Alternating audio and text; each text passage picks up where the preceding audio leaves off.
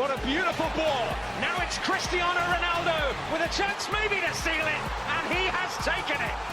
Lahm in all kinds of space. Lahm, Muller through Muller, could be embarrassing. It's three. Tony Kroos. Olivier Giroud.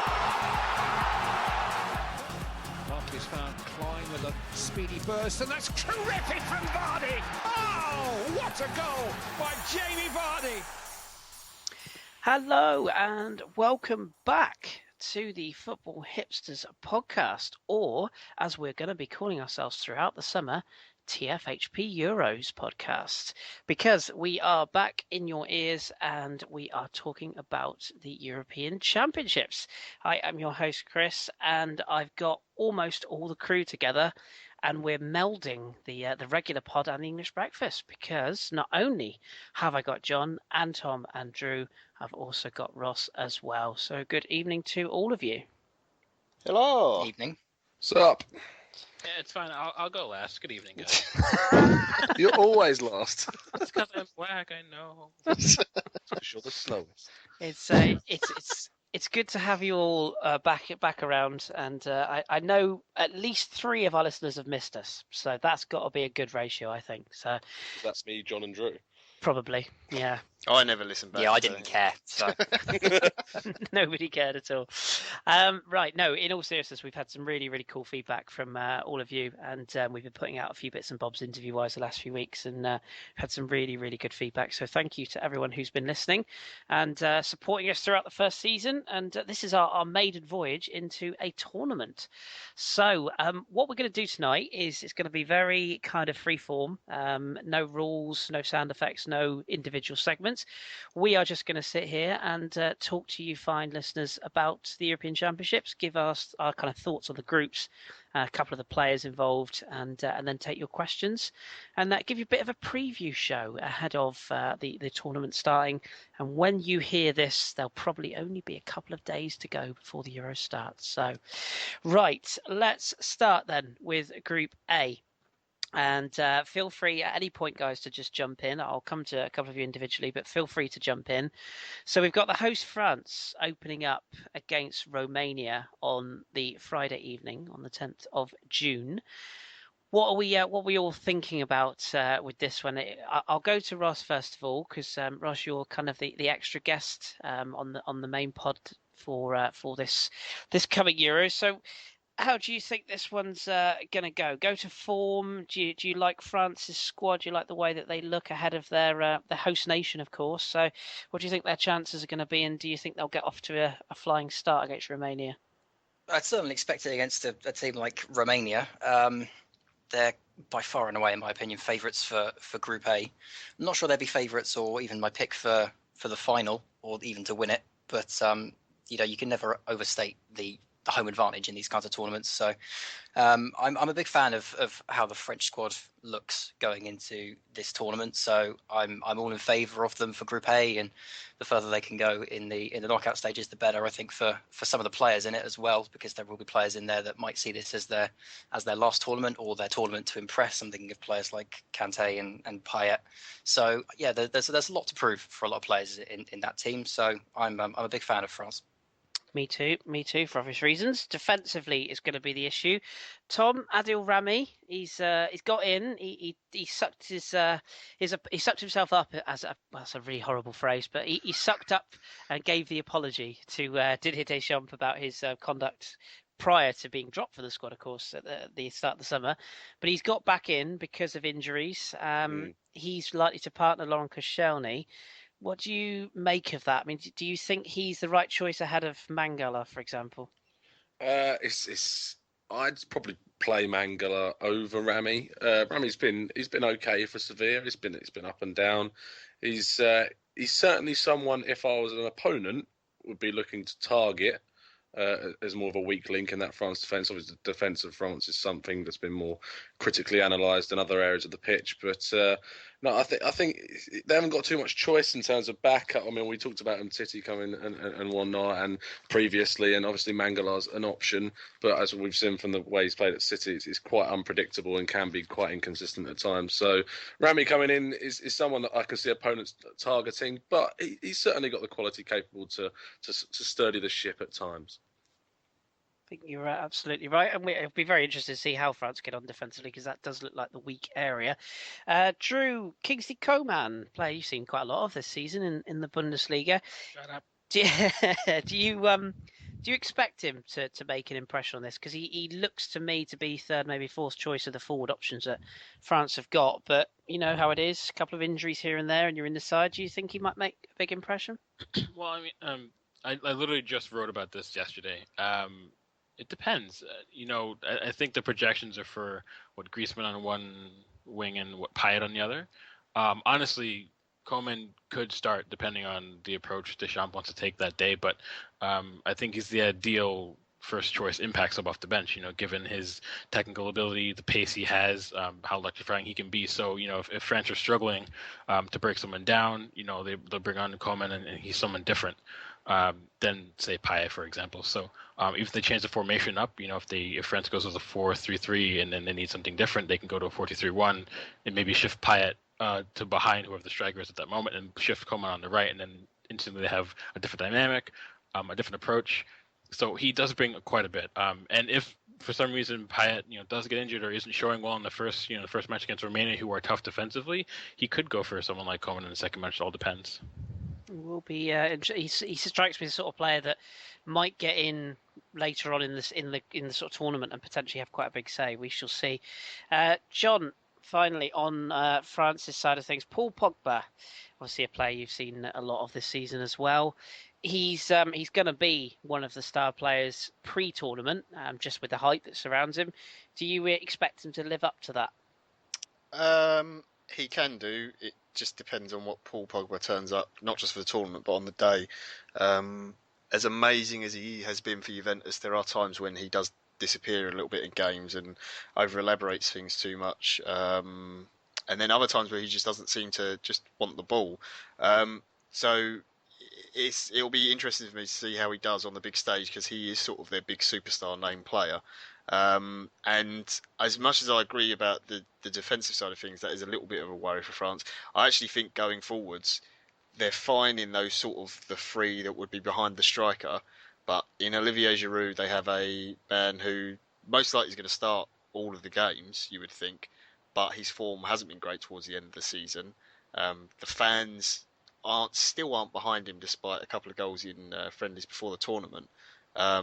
And if he's not performing, it's harder for those players like Griezmann and Koeman and etc. to really perform, because they like to play off that main target man. So Pogba could end up being the sort of one who comes through in games and saving them. As for the rest of the group, I think most people would probably pick Switzerland as the sort of the runners-up. I know this tournament now is third place in X number of groups can go through in a playoff.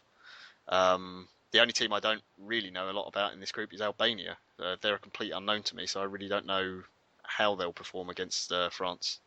We'll come to them in a minute. God bless them. We'll do our best. I'll warn the listeners in advance. As hipsterish as we are, there are a few clubs, a few countries we might struggle with a little bit here. So we'll do our very best. But one thing that I'm going to do with each of our teams, as some of our listeners will know, a few of us are going to be following teams quite closely. Myself, obviously, France is one of the teams I'm going to follow closely due to my association with Liga. And what I'm going to ask all of our hipsters who are following an individual nation to do is give me the one player that they think is potentially going to stand out or make a big impression on the tournament, and why. So I'll kick us off with France, and I've thought long and hard about this, and I've kind of gone from one side to another and switched around. I'm actually going to go with Anthony Martial, and I really think that, having watched him since he settled at Manchester United towards the end of the sort of end part of the season, the friendlies that he's played in, he absolutely ripped Scotland to pieces just a couple of nights ago. I think this could be a massive tournament for him. And I actually think that he might outshine Paul Pogba and a lot of his colleagues. I think Griezmann is the other one. I know Tom will agree with that one. I think who definitely is worth keeping an eye Just on. a little But, bit. yeah, but I'm going to stick my neck out and say that Martial could even be one of the players of the tournament, let alone the French side. So keep an eye on that. Before we move on from France, we did have one quick question, which I'm going to give to... Who should I give to? I'm going to give this one to Drew. Drew, Ellis Mel wanted to ask. He wanted to ask about the situation with the French fans and Giroud. Obviously, there's a bit of an issue with the sort of the booing and whatnot. He actually said maybe you could get a French fan on to explain why. I'm sure we've all got our individual views, but as sort of an Arsenal follower, and you know what our fans are like with Giroud a little bit, do you think he's getting a bit of a raw deal? And is it just that some of the French fans maybe don't really understand some of the players? It's quite a rugby central nation overall.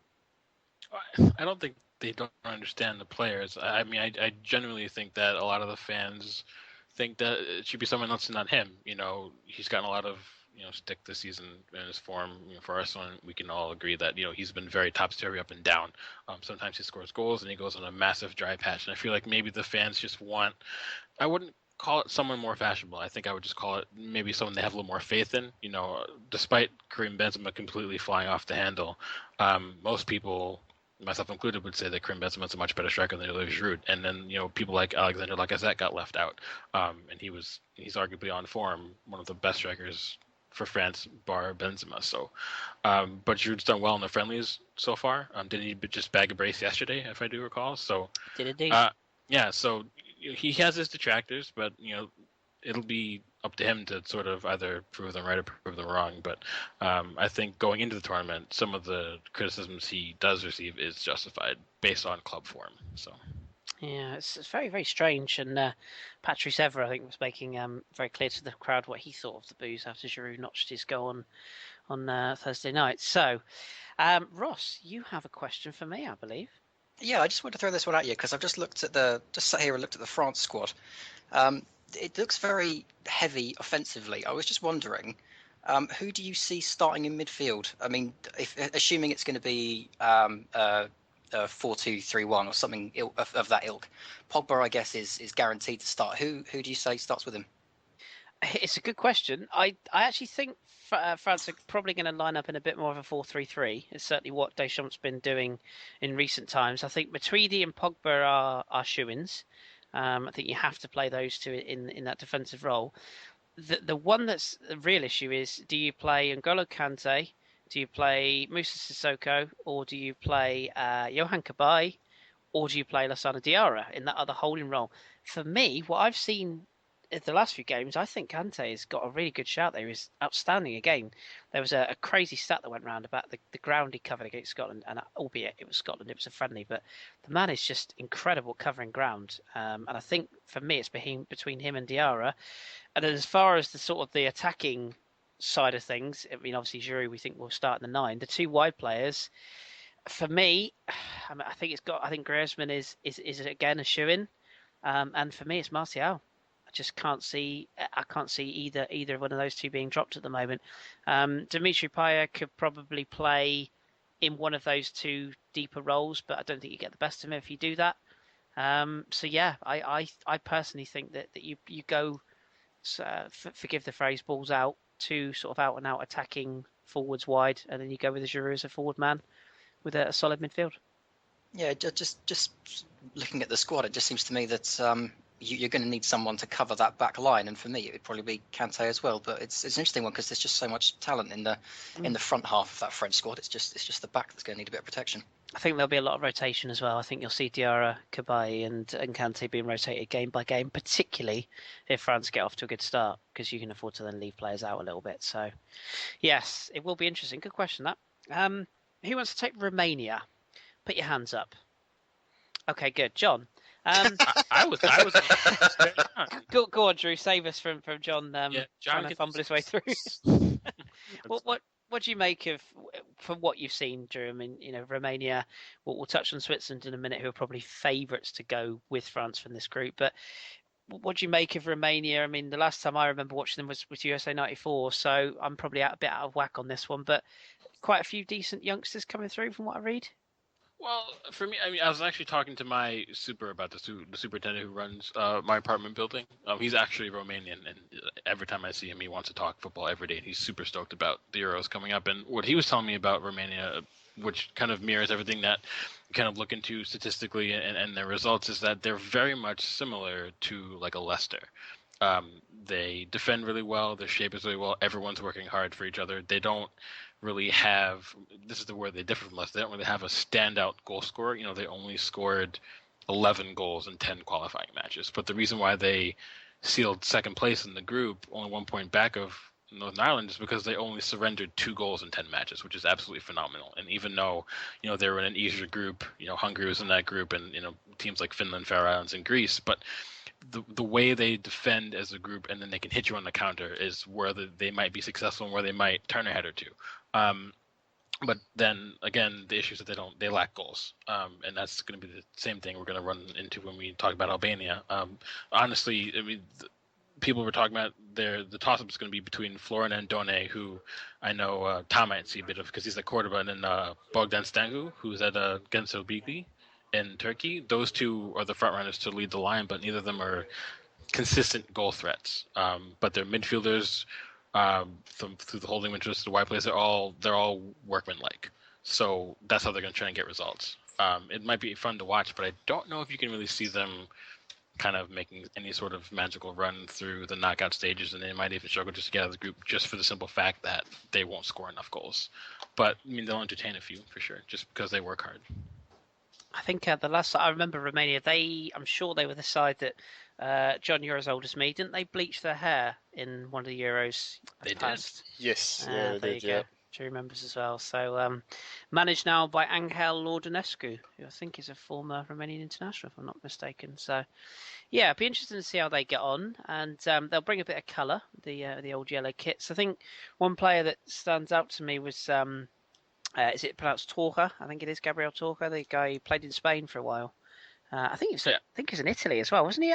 Wasn't he at Udinese? I think he was. For a brief stint, possibly. Oh Yeah. God, I have to look it up now. Feel free. I'm pretty sure he played in Italy. I know he played in Spain. I think he played for Tom's Espanyol, actually, if I'm not mistaken. But yeah, there's a couple of players that sort of when you look at the squad, you go, oh yeah, I do remember them. So we I think we're all agreeing that we think France will win this group. So who's going to come second? So that's kind of. He is in fact still owned by Udinese. He's just been out on loan for the last 4 years. Oh, there we go. Fantastic. Italian football. It's a good job we got you, John, isn't it? What do we think of Switzerland? I'm going to give this one to Tom. Tom, obviously, we know a little bit about some of the Swiss players. Obviously, quite a few of them in the Premier League now, particularly with Xherdan Shaqiri, who's obviously the big star of Swiss football for many years. At Stoke City, we've got Granit Xhaka going into Arsenal now. We know a bit about. There's a player I want to ask Drew about in a minute. We know about Gelson Fernandez as well, Valérien Barami. What do you make of the Swiss's chances? Because they did impress a few at the World Cup, even if it was for a short period last time out. Yeah, I think they're certainly the favourites to go up with France. They've got a solid goalkeeper in Sommer, as John will know from Gladbach. I like him a lot from the times I've seen him. Lichtstein has been obviously a mainstay in that side all the way through. He's their captain as far as I know, and there's a lot of rumours flying around about Ricardo Rodriguez's future in the transfer market, and he's a player that will be in a lot of teams' radars because he's very solid and good supporting in the offensive areas. Guy for me though to look at is Mbolo. Really, he's a great striker at Basel, coming through, youngster, and I know Drew's a big fan of his, and you'll be looking to score a lot of goals for them in the tournament. Perfectly set up, Drew Mbolo, causing a few waves. A lot of teams are looking at him, apparently, if you believe rumours. You've got a question for Tom, but give us your views on Mbolo before you shoot across that question.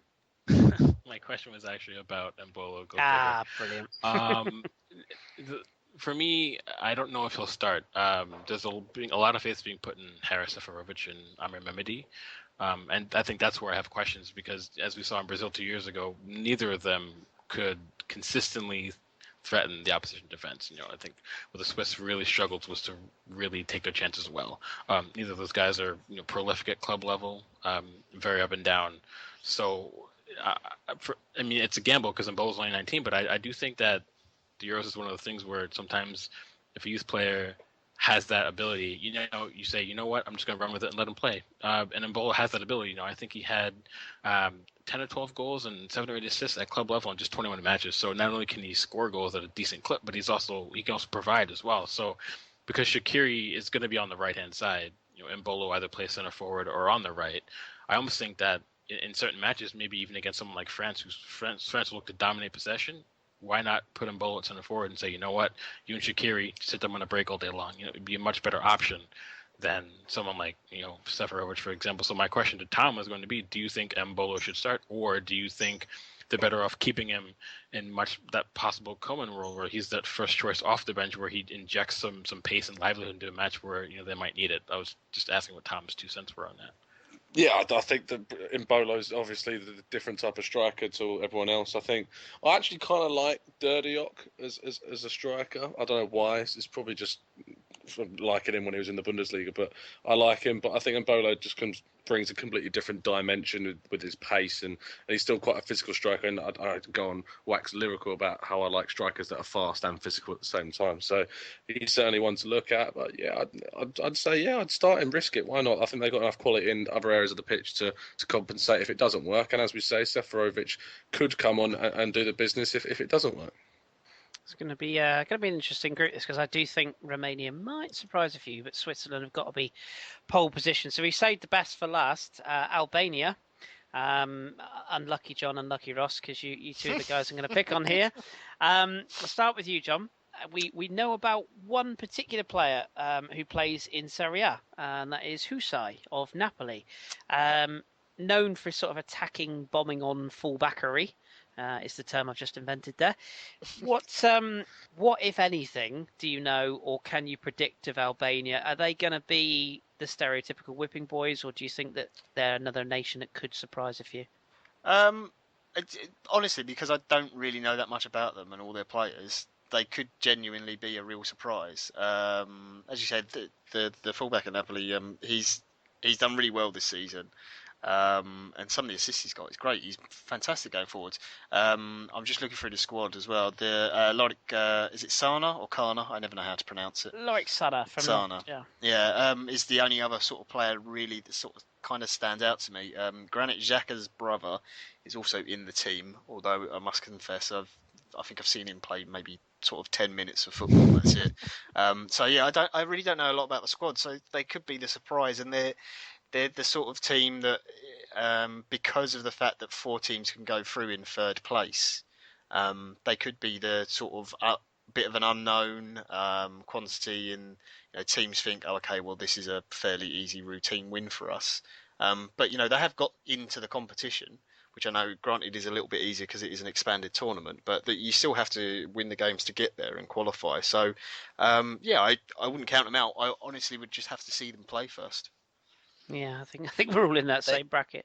Go on, Ross. They remind me early doors of Iran in the last World Cup, in that we only knew 1 or 2 players, because anyone I knew from the Iranian team was Reza Gujanajand from Charlton. He was the only one I knew of. Yeah, I know. Is the only one I know of before the World Cup started, and they still managed to get a few good results and turn in some good performances, although they were defensive. So it's one of those teams that you look at and don't really know much on the face of, but you just kind of get the feeling that in the group they're in, they're going to have to sit back, they're going to have to be patient, they're going to have to be quite clever, and that's always a team you can never discount in these kind of international tournaments. Yeah, absolutely. And I wanted to ask you, in the time-honoured tradition of not knowing a lot about a team in an international tournament, it's they will probably work very, very hard and run a lot, and hit on the counter, because we don't know that much about them. No, absolutely. And Ross, I wanted to ask you, obviously from your knowledge of the Football League, and you're well versed in looking at teams that, especially in cup runs, who will try and be hard to beat against bigger sides, quote unquote. Do you see maybe Albania taking on what you would class as almost a League One type of style, whereby they might just sort of pack things in, try and keep it tight, and look to hit teams on the break or get a goal and sit on it? Do you think that might be employed at a sort of national level? I think it's going to have to be, and considering the tournament they're in and the talent they're going to be facing. The other thing that hopefully they've been working on is set pieces, because as we all know, set pieces can always result in goals. And they've seen so many smaller teams over bigger teams over the course of so many years in league football, in cup football, and in international football. So Albania are not one that you expect to see free-flowing football from, and if they tried it, they would be found out very quickly in the group they're in. So they've got no other option really but to try and pack in and get goals on the counter. But the other little one that people throw out when no one knows anything about a team is set pieces, and hopefully that's something Albania have worked on, because they're going to need as many goals as they can get if they want to catch, even if one of those teams has a bit of a funny wobble in the middle of this group. They need to make sure they've got some goals in them to catch those kinds of teams. Yeah, absolutely. And a bit of trivia for you, John. The Albanian manager, Giovanni De Blasi, or Dubasi, former Udinese and Torino coach. Yes. So, there you go, a bit of trivia there. Learn something as we go along. Right, so I'll do this with every group as we go through then. Are we all agreed that we think France win this group? Anybody against that? All with that, I think. All with that. We all agree. Yeah. Anyone Come on, got Albania. anyone got anyone different than Switzerland qualifying in second? Nope. Depends how they perform, really. I think this goes down as we were talking about the strikers. They need their strikers to score. If not, Romania, you never know, could sneak in. Yeah, I'm going to buck the trend. I'm going to say Romania go through with France, just to be different. So You did say no Spanish team will be in the tournament. one team. It's 4 of the third place teams, the 4 best third place teams that can go through. And also, I did read recently that they did run some numbers that were saying that those 4 best third place teams, they might just need just the one win to get through. Yeah. So whoever finishes third in Group A, let's just say, for example, if it's Romania and Albania, that match could decide third place by itself, and then that person might just make the round of 16 just because they got that one vital win, where 2 other teams in the tournament who finished third may not get a win. You know, they may get 2 draws and a loss, or a loss and 2 draws, or whatever. So, yeah. Yeah, it's going to be a lot of teams fighting that out, definitely. So, a Football Hipster's prediction is, we think that, as a mass, we think France and Switzerland. I have a sneaky feeling for Romania, but we're going to go with France and Switzerland from that group. And just to put you in the picture, the first game is 10th of June, which obviously is the host. France against Romania, Albania and Switzerland play at 2 p.m. the next day on the 11th. Right, let's move on to Group B then. Ross, I'm going to start with you again, because this is a group that sees England, Russia, Slovakia and Wales. Now, you are going to be our UK correspondent, man on the ground in the UK for these championships. So let's start with England. Let's start with the squad, first of all. The final announcement was made this week by Roy Hodgson. I so nearly called him Roy Hedgehog there, force a habit. What did you make of the squad? Any major surprises? And overall, how do you expect England to perform in this group? I don't think you could use the word surprise. I think you could use the word disappointment for some of the choices, because I know this might be controversial considering I'm surrounded by Arsenal fans, but I wouldn't have taken Jack Wilshere. I wouldn't have either, don't worry. I know he's very good for his position, and he's probably one of the better options we've got, but purely because of his fitness, he has not played enough minutes. And considering Danny Drinkwater was the other option, it seems silly to me to have taken Wilshere. Henderson was a bit more of a risk, but considering he's a bit of an experienced head at this point in tournament football, we did need to take him, so I can understand that. And then you've got Daniel Sturridge as well, and Sturridge is another one that's just been so tormented by injuries this season that it's a big risk to take him. But at the same time, who do you take instead? Because they didn't bring Defoe into the 23. I know he did a very good job on Soccer Aid this evening, but you know, it's a strange one with the England squad. There's just so many there that you just wonder, you know, do they really deserve the shot this year? As for how England will do, the group I'm optimistic for. I think Russia will be an interesting one. I don't know the complexion of the Russian squad as well as I do some of the others, but my understanding of it is that it is weaker than it has been in the past. I could be wrong on that. But I do fancy us against Russia if we turn up well, if we turn in a performance that wasn't like the one against Portugal in our last friendly. Slovakia, I don't think we should have any problems with, and Wales will be tough because of the local rivalry, if not anything else. But again, that's another one we should navigate.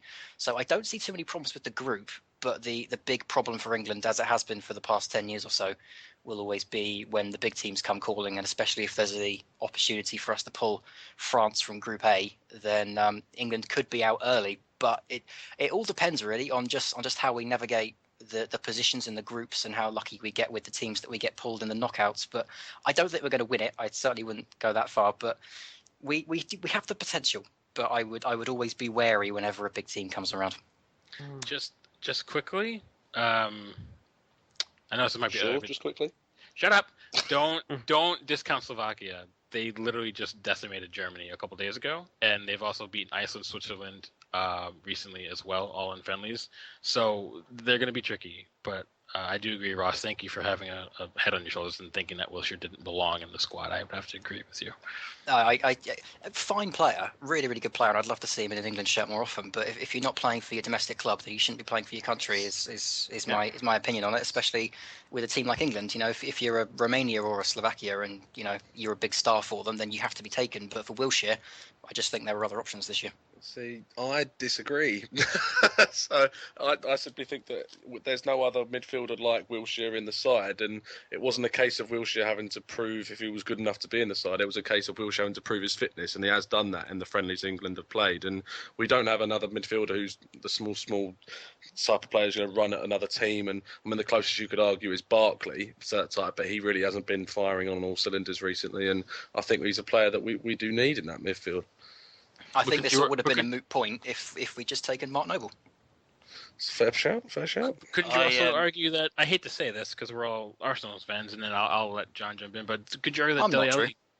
No, could you argue that... Good point. Well, yeah, fair.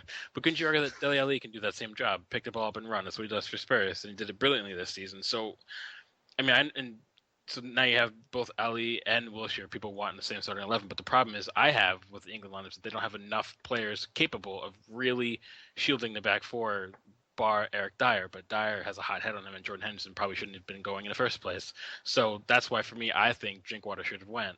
I think England, much like a couple of teams in the Premier League, are going to be susceptible to getting hit on the counterattack heavily, especially by someone like Russia or even Slovakia, who have, Marek Hamšík, who I know John and Kris see a lot of. He's so capable of picking out the right pass at the right time to hit someone on the break. And Slovakia have a lot of pace in their side, and so do Russia. So wouldn't you want someone whose sole purpose in life is to just shield that back four? England really only have one person to do it. And as we saw with Spurs at the tail end of the season, Dyer, when he gets heated up, he makes a lot of brash decisions at the wrong time. So wouldn't Drinkwater kind of be a breath of fresh air in a way, wouldn't you think? Or that's just my opinion? I would love to see someone more defensive in the England midfield, but unfortunately the best midfield option I can think of that is defensive minded is Jack Cork, and he's never going to get picked. So we've just got to take the hand we're dealt. Eric Dyer, yeah, but considering how thin we are at the back at the moment, we need him for cover. He's not going to be the mainstay in the midfield for the next few years, considering just how poor the defensive options are at the moment. The thing is with the current England team is that, unlike a few years ago, it's now so top heavy, and it's the offense that will take us through. It's not the defense. So we have to just deal the card, or whatever the expression is, to just go for gold and just get as many goals as we can and do what we can defensively. But at the same time, there has to be a balance as well. So I can see both sides of the argument, but it's very disappointing for me. If it had to be Drinkwater or Wilshere, I still would have taken Drinkwater. But I think this all would have been moot if Roy Hodgson had just done the smart thing in the first place and taken Noble with him. Yes, so we'll definitely want to chew over. Good debate that. Another quick question for you, Ross, before we move on to another team. I'm sure we'll be back to England at some point. But of the three strikers, who makes the biggest impact? Vardy, Kane, or Sturridge? I don't think Sturridge, because I don't think he'll start enough. Part of me wants to say Jamie Vardy because this is his first tournament. I don't think it'll be his last. I think he'll probably make it into the next World Cup squad. But considering the transfer rumours back home, he might want to go out there and prove a point. He might want to just go out and enjoy himself at his first tournament. But at the same time, this is Harry Kane's first tournament as well, and he is going to be our lead striker for the next 10 years. So it's tough. I'm going to go Harry Kane simply because I can guarantee he's be playing through the middle for every game he plays, whereas Jamie Vardy will be stuck out on the wing. But it is a tricky one. Sturridge is one that I would definitely discount. And of course, Marcus Rashford maybe as well. As you are covering England for us, same question that I covered with France then. Player in the England squad to make the biggest impact in this tournament, or be player of the tournament for his given nation? I am going to say Harry Kane, but I would like to say Adam Lallana. Interesting. Okay, John, I'm going to come to you next, and let's. Can I just jump in on the Wiltshire thing very Of course you quickly? can. Yeah. I'm going to annoy Arsenal fans as well. As an Arsenal fan, I'm very pleased that he's gone because it means he gets games before next season starts, so he might be fit enough. If I was a big England fan, which I confess I'm not, I'm sure people have heard me say that before, I'm not overly bothered how we perform. I do really think it is stupid. I think Mark Noble should have been a shoe-in. Why he's never been picked before, I think it's ridiculous by previous managers. Drinkwater could quite easily have stayed in as well. There were so many other options, and again, to annoy Arsenal fans, I think Drew's right. The team probably should be based more around Dele Alli and Harry Kane than anyone else in the squad.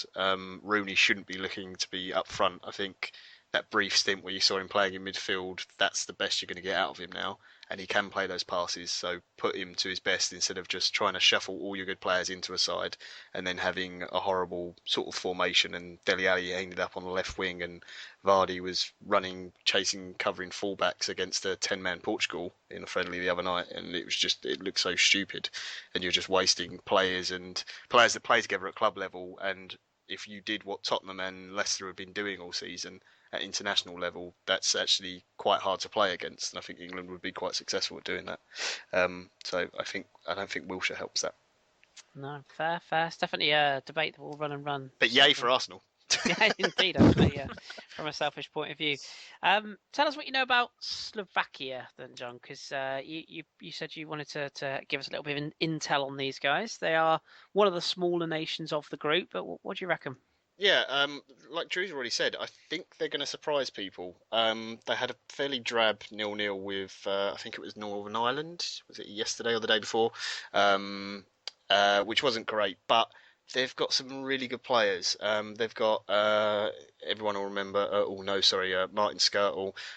They've got some defenders who play, a guy from Lokomotiv Moscow, who's the defender from Hertha as well.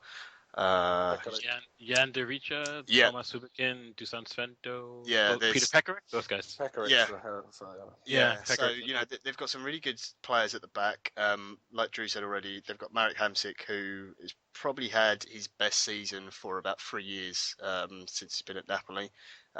Since the days of him, Lavezzi, and Cavani all playing together. Vladimir Weiss, who a few of you might remember from years ago, was sort of talked up quite big. Kuchka, who I know you're a big fan of, Kris, from Yes. And he's got the Hamsik haircut, which makes it even better now. He has got the Hamsik haircut now. So, they're a really good team. The one problem was, which you do find a lot with all these smaller nations, is the forward line is a little bit weak. But when you have a player like Hamsik in your team, then you are going to create a lot of chances. And because they probably, they are the sort of side who will give up possession a lot and will quite happily play on the counter. It will suit them. But the thing is, I think people underrate their technical ability. They've got players who play in big sides all around Europe. They've got really good experience. So I think they'll surprise quite a few teams, in particular England. I don't think they'll find it anywhere near as easy. I agree with Ross that I think England should win the group, but I don't think Slovakia will be a walkover by any sense. No, agree. And Tom, I'm going to turn to you for Russia, just because obviously they are probably, we'll touch on Wales in a second, but Russia are probably the next big nation in the group to look at. What do you make of them? Well, one draw today, in fact, at time of recording anyway, a draw in a friendly against Serbia, I think it was. Yes, indeed, late goals in that one. They lost to France 4-2. They lost to Czech Republic 2-1. They lost to Croatia. They beat Lithuania. Not a lot to be said there. What do you make of Russia? They're quite an aging squad. Are they going to perform better than they did in the last World Cup? I don't think they are going to perform as well as they did in the last World Cup, personally.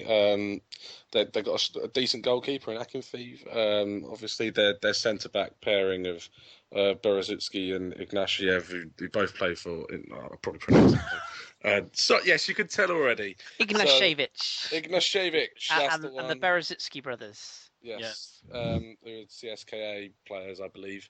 Yes. That's some hipster knowledge right there.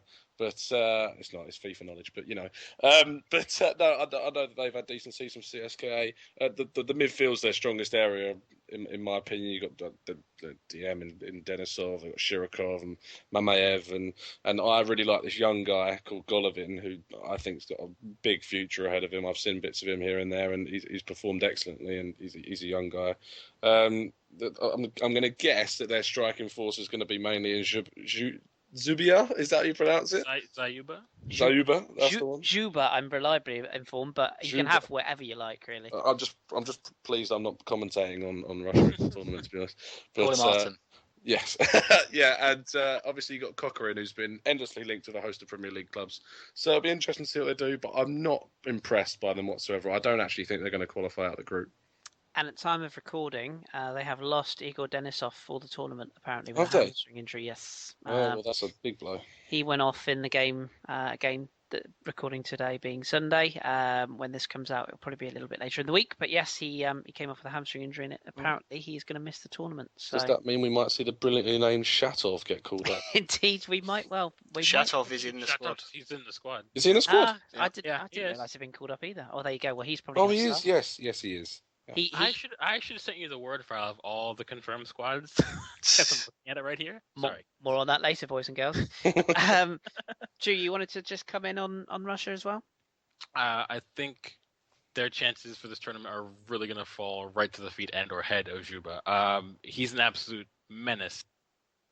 He always pops up in the right time for a cross, whether if it's on the ground or in the air, and he's devastating on corners. And I think one of the issues England might have is dealing with him on set pieces. I think traditionally England sometimes struggle. And then Cochran as well. He's going to be a key factor. And then Tom just mentioned the youngster. What's his name? Golovin. He might not start, but he brings a little bit something different coming off the bench. And now with Zagoev, he got injured as a huge loss. They brought in Dimitri Torbinski, who's a like-for-like player. So I think if they get out of the groups, because Zuba's going to score like 3 or 4 goals in the group stage or something like that. So they'll be difficult. But they have like 6 or 7 players from CSKA, then 4 from Lokomotiv, a couple from Spartak. So they have continuity and have a really good understanding of each other. The team's been together for years. They're aging, but they know each other really well. And I think for an international tournament where it's like a one-off summer, I think that matters most over other things. So they'll be dangerous. They're not going to win the group, but I think they could. I think they'll qualify though. It's their first tournament without Kurtzakov for a while as well. Yes, I believe it is. He didn't make the cut. He's available. Pavlyuchenko still around? What's he doing? No. Wasn't he? Didn't he manage them? No, it's Dynamo Kiev he managed, isn't it? Who? I think I'll have to look this up. But yeah, I think he went into management. I'm sure he Really? did. Is that old? Yeah. Is Capello still the Russian manager? No. No, Zutsky it's or whatever his name is. Oh, yeah. I was going to say they've got no hope if he is, but Rather nicely named Slutsky. Slutsky, that's the manager, yes. But and Rowan Neustadt, of course, former German international, now a Russian. So make of that what you will. So that's Russia. One more team to go. Back to you, Ross. Wales. No, Boyle. What happened? I mean, what do we make of Wales? I watched them against Sweden. They got taken apart by a Swedish side. Say that when you've had a few, who don't score goals, and they turned up at Franz Park Arena and lost 3-0.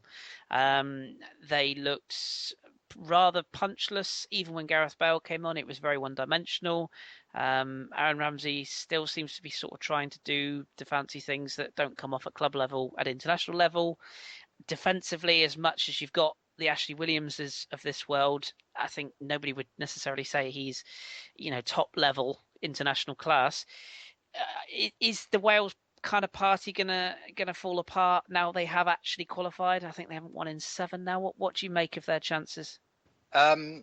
The thing with Wales is they remind me a lot of the Tottenham team for a few years back, where they did rely on Gareth Bale, because there's a couple of players in and around each position which are very good for their position, but they're not top quality, and the team as a whole doesn't really stick together well. It doesn't stand up against scrutiny, as it were.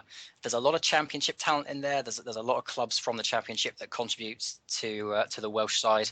I mean, you look at the back line alone, and there's Chris Gunter from Reading, there's James Collins from West Ham, who is good, but is not top quality. There's Neil Taylor from Swansea, who is championship level.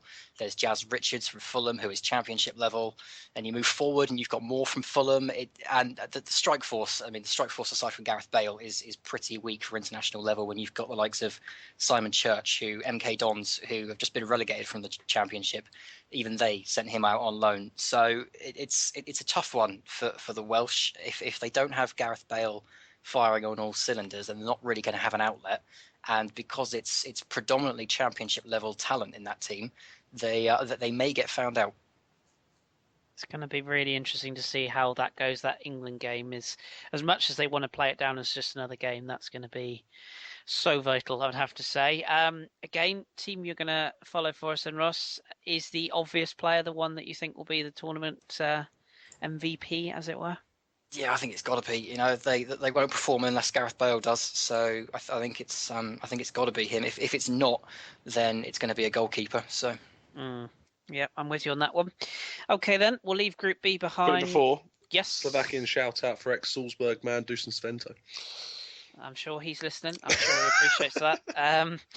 Anyone got anything different to England, Russia? I have England, Slovakia. I've got England, Slovakia. I have England, Slovakia as well. I have the same thing. Well, hey, Ross, full house. The only one I had was England because I think the third slot is quite open. So I'm willing to go with everyone else with Slovakia. Cool. So there we go. Hipster's Come on, prediction. Hamsik. Yes. Hipster's prediction is England and Slovakia to qualify from Group B. Right, let's skip on to Group C. Obviously, Drew, I'm going to start with you on this one because we have the Germans, Northern Ireland, Poland, and Ukraine in this group. Hopefully, we have some fans of John Cleese. Otherwise, that will have sounded incredibly racist. I didn't mean it to. Right. So, what do you think, then, Drew, of Germany? There seems to be mixed responses from the experts in the media and across the written press in general. It seems to be defensive issues, worries about the fullbacks, but pretty good going forward. Lots of talent, the likes of Brandt, exciting talent, Brandt, Draxler, Sane, lots going forward. What's your take on Germany? How far do they go? I don't know. Everyone pre-tournament, always has Germany, especially in the Euro. I think 8 of the 11 Euros they've been in, they've made the semifinals at least, I think. So they always perform. But for me, this is a team that they might struggle. They're going to be okay at left back with Jonas Hector, and Jerome Boateng and Mats Hummels as the center backs. You can't really get any better as a combination for me. But the first question is at right back. You have Shorja Mustafi, Emre Can, Bendik Hodas. They can all technically play right back, but none of them are right backs. In fact, Emre Can came through as a defensive midfielder. Now he's been shifted to a right back. So, and none of those players are really blessed for pace. So against someone like a Poland, who they do have pacey wide players, Ukraine with Konoplyanka, he could bust down that flank and really cause some havoc. So I think that's going to be the first question. And the secondly is, why is Bastian Schweinsteiger in? I know that he's Germany's captain, and they want his leadership there, but he wasn't great for United. And personally, I think I just sometimes there's always an over-reliance on like the old guard, where eventually you have to kind of sort of cut the umbilical cord from it. I think this would have been a better moment. The talk is it's going to be Toni Kroos and Sami Khedira. That's going to be the starting center pair. So Schweinsteiger won't really have a role to play, maybe coming off the bench, but then you have the likes of Julian Weigl or Joshua Kimmich that can come off the bench and do the same role as Schweinsteiger. So maybe it would have been better to have a different player come on. And then finally, there's questions for striker. Mario Gomez is going. He has a good goal record, but he's very hit or miss. And then some people question Podolski, though he wasn't really taking kindly to those comments. And then Thomas Muller, for me, who is going to end up being one of the players of the tournament, I think a lot of goal scoring is going to fall on his shoulders. The last 2 World Cups, he scored 5 in each. He didn't have a good Euros last Euro, so he needs to kind of rebound from that. But I don't know. I just feel like there's something missing for me in the German team. There's a lot of talent, but there's a couple of players that are going to be used in ways that they probably shouldn't have been used. There's a couple of players that should have gone that aren't going, and vice versa. So I don't know. I think they'll do well, but I don't think they're going to win. Okay, we have two questions. One is from Tom, but before Tom's question, Jimmy, friend of the pod, and then _Guna. Germany's lack of a true centre forward affects their style of play and their performance. Thoughts? So you've kind of loosely covered it there, but do you think that could potentially be the thing that holds them back the most? I mean, it could be, but they didn't have a genuine centre forward in Brazil 2 years ago, and they still won a tournament. Mario Götze was playing false nine half the time. They have Mario Gomez now, who is a true center forward, but I don't know if the trouble is Germany have a lot of good attacking players, but they do kind of lack in reliable center forwards to pick from at the moment. They almost kind of had to pick Gomez if they wanted a center forward. Thomas Müller can play it, but I think Müller's going to be out on the right with Julian Draxler on the left, and then Mesut Özil behind Mario Gomez. So that's still a devastating three behind Gomez, but I think the question will be, can Gomez really, after being shipped out to Besiktas, this past season, will he be able to perform? If not, they have people who can come off the bench and change things up. But I think that's where the question will come from, because there's no lack of creativity in the side. It's going to be a matter of will they put their chances away. So it's a lot of pressure on Müller for me as an example to sort of get the business done. Yeah, will be tough. Tom, let's have your question, and then Drew, I'll get your thoughts on a player you think will steal the show. So what's your question, Tom? Yeah, simply we've spoken a lot about their right back position, and they've taken a lot of centre backs. Why don't they just take a right back? Tom, I wish I could ask you the question. And a lot of people, this is the main issue that they've had. And if you remember in the World Cup, that was another problem position they had. Jurgilo had to shuffle the defense around because early doors in the tournament, they gave up a lot of high-quality chances, and better teams would have put them away. And in a group like this, they have to go against Robert Lewandowski, for example, and Konoplyanka and the like. So I don't know why they're not taking it right back, because there's a couple of players they could be taking. They could even pick Matthias Ginter, who just played right back. That's what I was going to say, yeah. Borussia Dortmund, he was brilliant there. But he wasn't even in the provisional squad. No. So I'm not quite sure why. But I guess he wants that. Jonas Hector does bomb forward, so I think what he's looking for is someone who can core but Gladbach. Pardon? Core but Gladbach. Oh no, I don't. No. I don't think so. I think what he's looking for is someone who can sit on the right, and just sort of sit back and not get stuck going forward, who won't get caught out on the break potentially. I think that's what he's going for, because of how Hector is. So. Don't worry, Germany. We'll send Gary Neville across. It will all be all right. What do you who are you going to pick out for us, Andrew, that you think will be sort of the star performer for Germany? I have a sneaky feeling Julian Brandt might end up in this Germany side, and I've really been impressed with him since he's come in. But is there somebody that stands out? Julian Brandt didn't go. No, but he was in the He's in the provisional, but he's not in the final. Did he not get in the final? Oh, well, okay. Well, you can scratch that then. Yeah, no, I think it has to be Thomas Müller. I think he is the goal threat that they have. There's a lot of other players who can score goals. Draxler's always had expectations internationally, but he hasn't really come through like he has at club level. Mario Götze always tends to find key goals. Mesut Özil can score goals like we know he can, and Andre Schürrle, but he's up and down. I think Thomas Müller is going to be the one yet again for Germany, where if they succeed, he's going to have a huge role to play, not just goal scoring, but the way he creates space for others with his movement on and off the ball. The way he can also provide, I think he's absolutely crucial for their chances.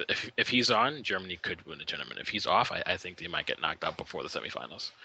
Yeah, Germany definitely win the award for worst away kit of the That's dreadful. It's hideous.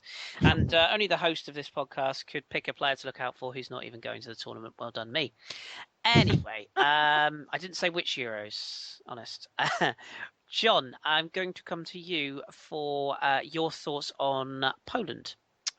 Because I think Tom can give us a bit on Ukraine in a minute. But Poland, John, this is another one of these groups where I think it's a straight shootout.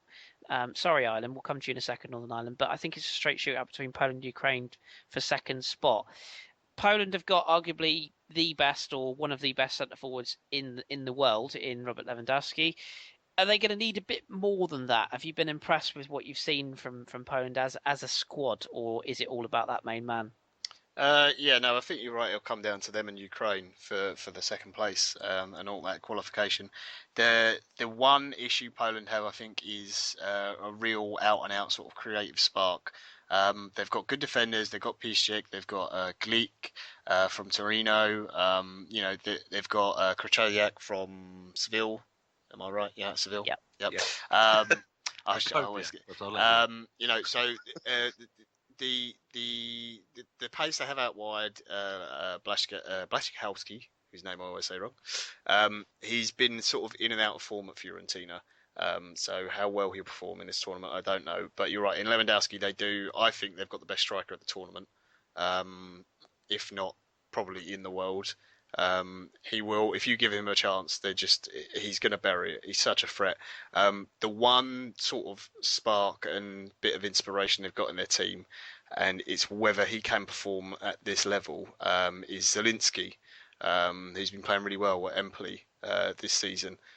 He's only 22, but he's got a bit about him, and he could be sort of, if he can get performing and playing the way he was at Empoli, then he can feed Lewandowski goals, and they will be a real threat because they're solid defensively. They've always been a well organised team, and they're good on the counter as well. So there's a little bit of a chance in there. I just think if you've got someone like that in your team, and like Ross said earlier, even if you're not performing well, if you get a set piece, you know he's going to have a chance to score a goal, Lewandowski.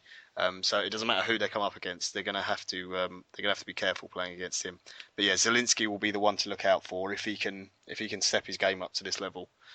He's going to be something of a player. Agreed. And a little nod, I know Tom's on board with this one as well, a little nod to Kamil Grosicki of Rennes, who I think has been absolutely fantastic this season and very undervalued. Having seen him a lot in Liga, I think he's going to be potentially a bit of a dark horse of a player. So he will be one to watch. Tom, Sorry, Drew, go on. Listen, none of you guys mentioned Arkadiusz Milik. Of course, the Ajax centre forward, is it? I think How dare you? I I'm kind of thinking, when is he going to get to play? Who's in goal? Who's going to start the goal? No, the projection is that Poland's going to go 4-4-2 and Milik and Lewandowski are going to start really? together. Okay. Which, I mean, they scored 33 in qualifying. They led qualifying in goals. I think Poland, they could beat Germany. I think they're that good going forward. So I agree with that, actually. And of course, for Poland, you've got, is it Artur Boruc? Ross, you know well. Boruc, Wojciech Fabianski and Szczesny. Yeah. I mean, you couldn't get three more. Well, you've got kind of the two just nutcases, and then you've got... I think the collective noun for Polish goalkeepers is the comedy of goalkeepers. It's almost like, I could imagine like a Friends-style sketch sitcom of Fabianski, Szczesny and Boruc, The Adventures of. I think somebody needs to get on that. Oh, come on. They're all good keepers. They just have their moments. Yeah, true. But it'd still be quite funny, wouldn't it? Ultimately, Boruc would give the girl away and let his mate score. And Szczesny would probably set him on fire with a fag or something. Anyway, before we get liable on this podcast, Tom, Ukraine, another side that... you just don't really know what we're going to get, but they've got a few players, one of which you know a lot about, which we'll come on to, in Yevgen Konoplyanka. I was astounded to see that Andrei Timoshuk is still in the squad at grand old age. Anton, that's the badger. Anton, 37 years old. Wow. Viktor Kovalenko, who we did on the Hipster's Choice, I think could be great player. Really good player. But does the key lie with Konoplyanka if Ukraine are able to get anywhere out of this group? No, because it lies with Yarmolenko. Indeed. Yarmolenko's their poster boy. Like he's not in one of the big leagues. He's still at Dynamo Kiev, if I'm right, Drew. And I haven't even seen him linked with many people yet in the transfer window. It's quite interesting. But I think there are links to Dortmund somewhere. But Konoplyanka is going to be good. The creative side on the wing, he brings goals, he brings good passing. But Yarmolenko's the guy they're going to look for goals. The midfield is going to be the biggest area of creativity. We said with Kovalenko, since we had him as our Hipster's Choice, I paid a lot of attention of him and tried to look into him a bit more. And he's great on the ball and he's a good passer and creatively he's got a lot of talent to improve on.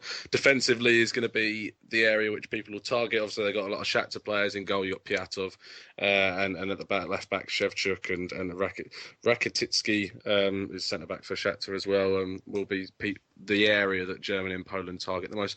But for me, I agree with Drew, in that Poland, I think, could beat Germany with their odd form at the moment and not being so good. So wouldn't it be really funny if Germany didn't even qualify and Poland and Ukraine went through?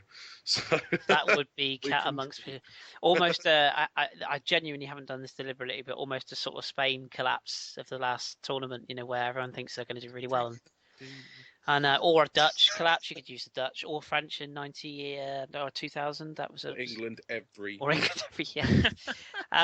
Before we move on to Northern Ireland, keep an eye out for Alexander Zinchenko. I was about to say that. If he gets this kid is going to be very, very special. I really, really plays for Ufa in Russia.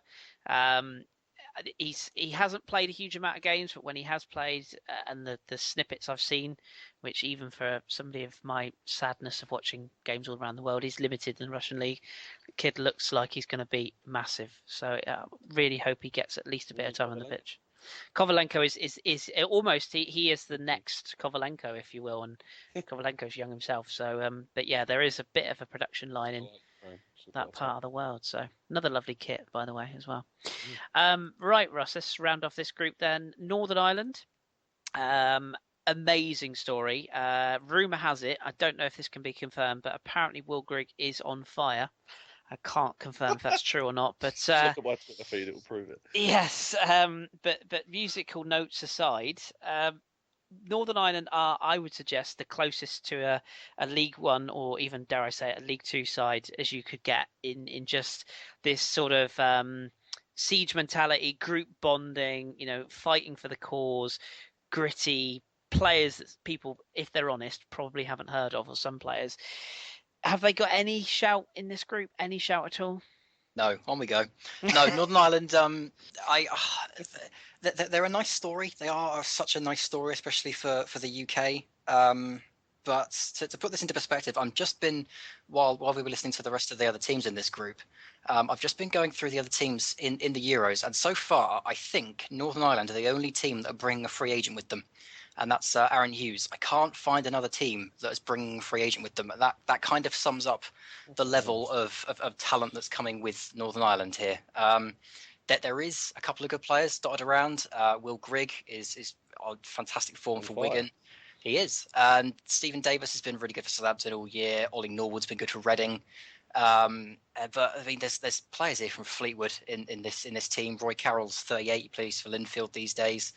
It's not looking good for the Irish, but hopefully they can get a few goals. They can maybe even pick up a couple of points, and if they can even get a win, then I think that would in itself be a victory for everyone in this European tournament.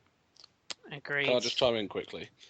I've seen Roy Carroll walking the streets of Nottingham. If you can say you've seen someone going to the European Championships walking down the street of the city you live in, that team have got problems.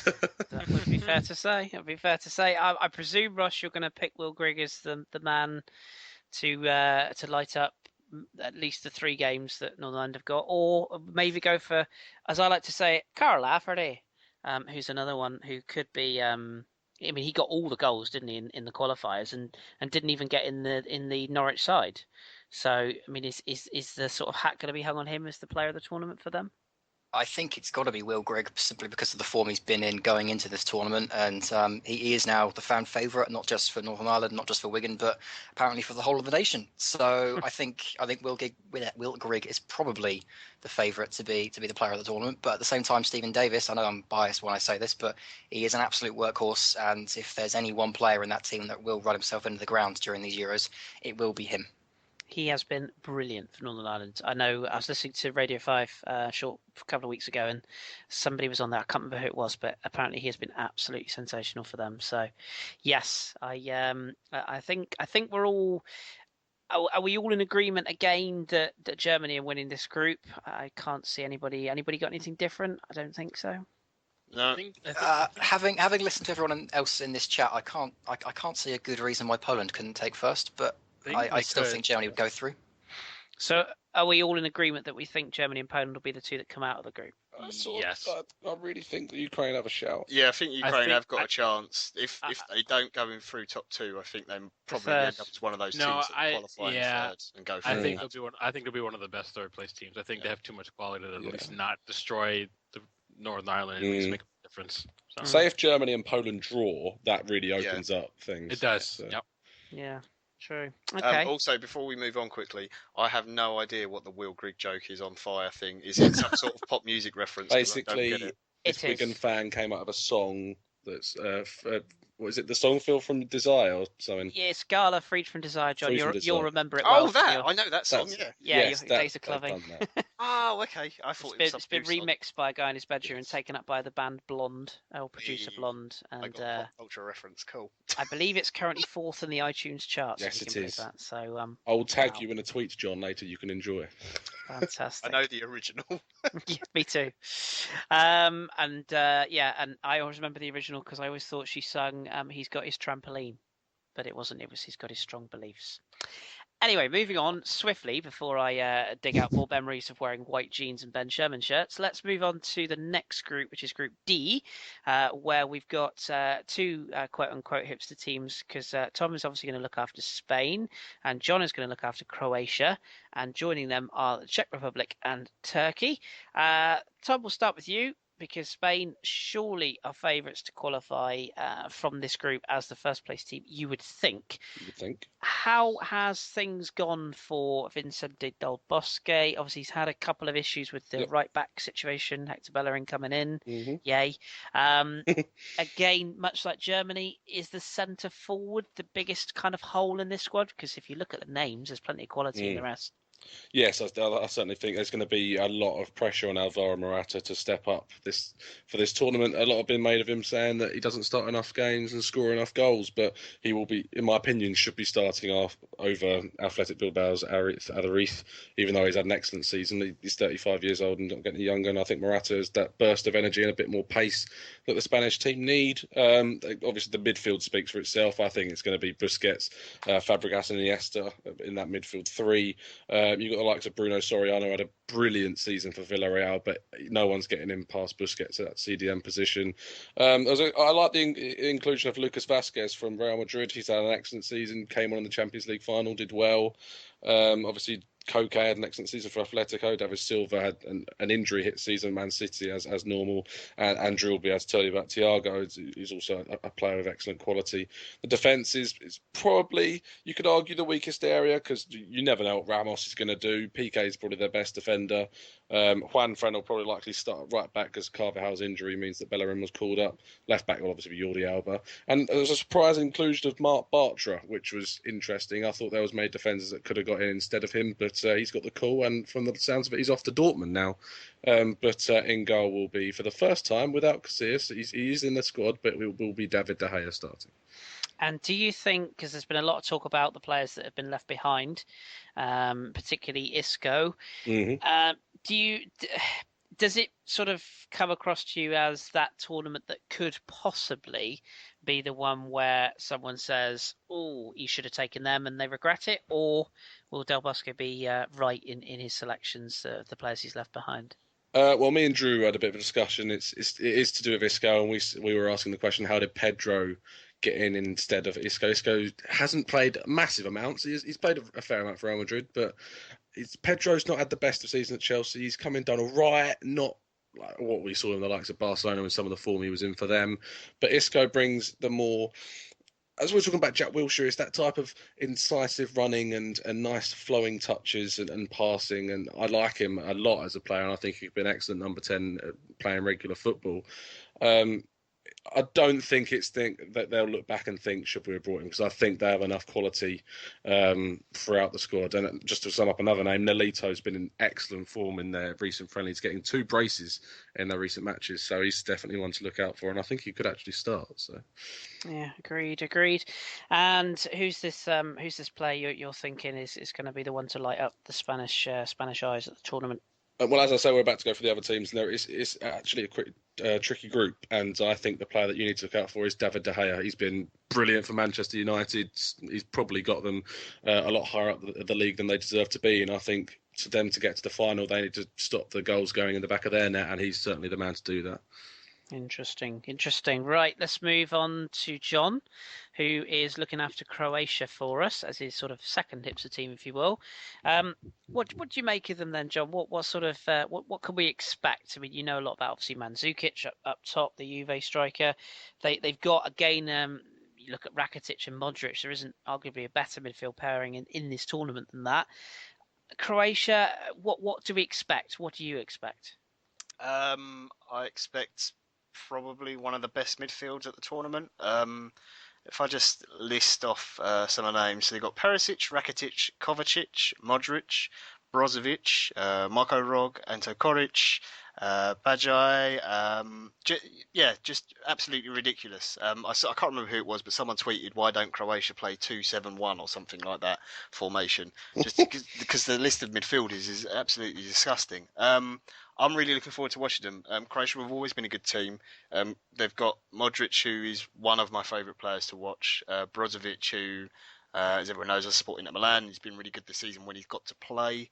Hopefully he stays. Kovacic, who was a former Inter player as well, obviously, who was very sad to see go. They've got Mandzukic, who is an absolute animal up front. I know a lot of people sometimes look at him and go, "Oh, he's a bit sluggish and slow, and maybe he doesn't get enough goals." But he's such a warrior and will fight for everything. Kalinic as well, who's been great in Serie A. Andrej Kramaric, who hasn't had the best of times, but has still got talent and is promising. They're really solid at the back, and just amazing technical ability out throughout the team. When I first looked at the group, I sort of went, "Oh, well, Spain win it," and then kind of went, "Oh, okay, well, Croatia probably second." But it's a really tough group to call, actually, because there's some really, really good sides in it. I still think Croatia are probably the second best team in it, but it's pretty close. Spain, as Tom said, they've got unbelievable talent as well. But I think Croatia, it wouldn't be a surprise if they got results against Spain in the group. I don't think it would be a huge surprise to anyone because they're as good technically, I think. The list of players you've got there, Modric and Rakitic, you could easily chuck into the Spanish squad and they wouldn't look out of place at all. They'd probably get in. Yeah, so they'll be really exciting to watch. I think Croatia. They're just as capable of keeping the ball and passing the team to death as they are of sitting back and hitting someone on the counter. They can hit the ball up to Mandzukic, get him to hold it up with players coming in. And in Perisic as well, who actually had a really good second half of the season with Inter in particular. They've got someone who can put in really, really good deliveries from out wide. So it'll be exciting to see. Agreed. DJ Chop's a good player as well. Yeah. Yes, yeah. That's the guy at Malaga, isn't it? Yeah, he's had an excellent season. I really like Frasco, the fullback as well. I think he's one to watch, and Dario Serna's still hanging around. I love that. Still hanging around. Yeah, what a legend. As is veteran Gianluca, I noticed as well. I'm actually a big fan of Mandzukic. I know he gets a bit of heat from a lot of people, but I really like what he does in the role he's given. But it'd be interesting. Who are you picking out to keep an eye on? Oh, they're all so good. I'm going to go with, because I got a soft spot for him because he was at Inter, Kovacic, just because he's a bit of a youngster. Compared to the rest of the team, he hasn't got as much experience as all the others, but he's such a good player. And his hero is Luka Modric, so what better way to perform and someone to learn off? Yeah, I think it'll be a big tournament for Perisic as well, I hope. Right, two other teams in this group then, Czech Republic and Turkey. Now, I know Ross this is not a group that he wants to do too much in, so I'm gonna lean heavily on Drew for these last two teams, combined into one, if you will. What do you make of both, Drew? Czech Republic, obviously fabled for having those runs. If you think back to Euro 96, Poborski's chip and all that jazz, they're always a side that you look at and you think, yeah, there's some really good individuals, but it just depends how it clicks. And equally, you could say the same about Turkey. You look at sort of the Şananoğlu's and the centre forward whose name completely escapes me, who returned, that's the one, returned with a goal today, I believe. Cropping these two together then, any sort of chance for Turkey or the Czechs to spring a surprise and get out of this group as an auto qualifier?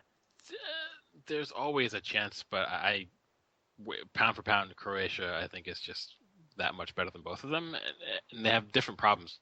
Czech Republic can score goals, but they leak a lot of goals, especially in qualifying. Turkey, they defend well, but they don't score enough. Burak Yilmaz he's done well for them, but he's shipped off to Beijing Guan. So that just speaks volumes. He'd rather go to China than sort of play at a higher level. And then past him, it's Cenk Tosun and Yunus Mali, our famous hipster every week discussion.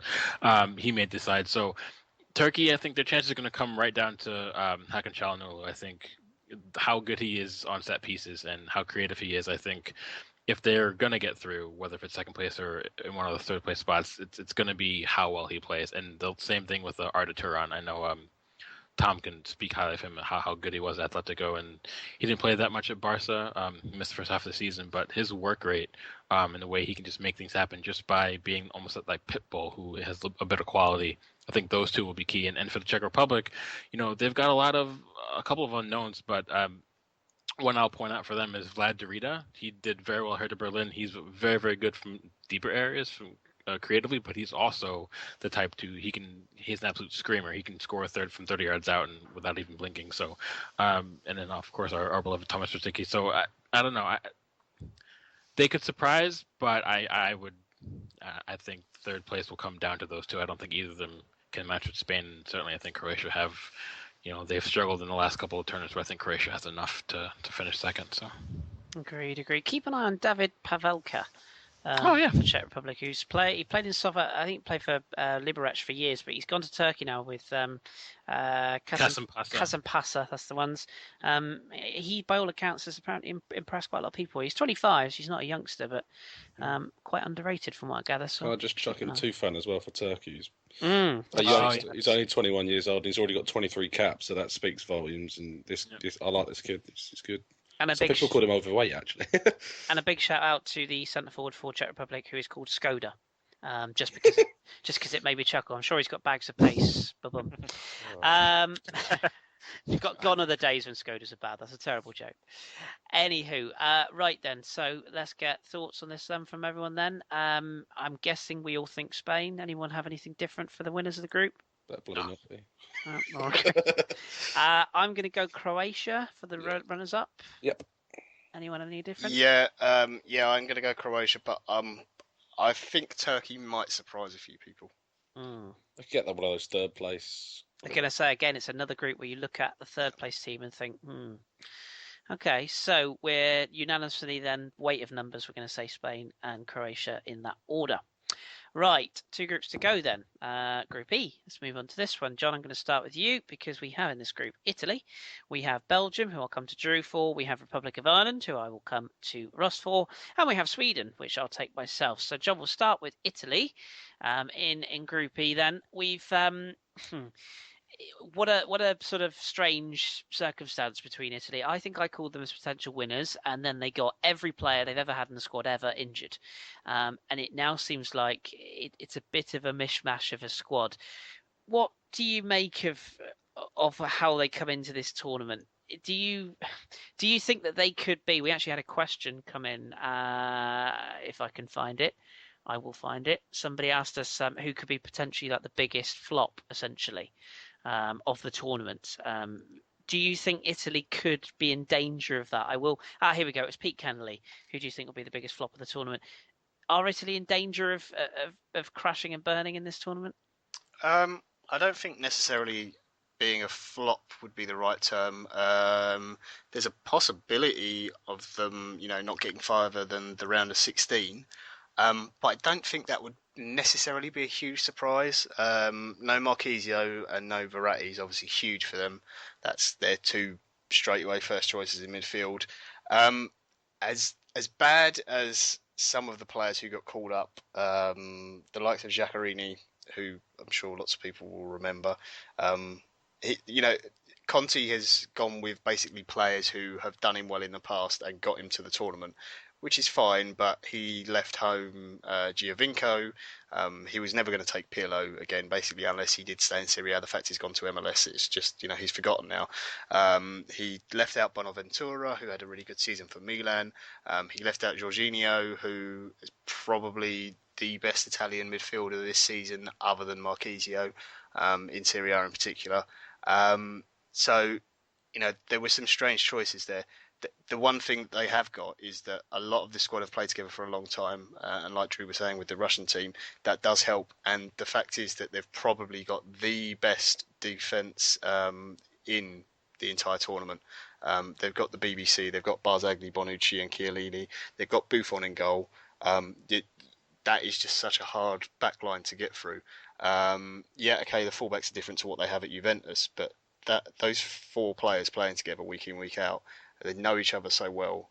You can ride through a tournament on a defence alone, and it's something Italy are famous for. And the other thing they're famous for is obviously getting goals from set pieces. Their forward line isn't great; it's not that exciting, but they do have Graziano Pella, who is a threat from set pieces, as is all those players from the back three as well. So, I mean, I think I predicted quarterfinals were probably best for them, but I wouldn't be hugely surprised if they got all the way to the final, just because the defence is so good. That's exactly why I picked them, because they don't know how to defend.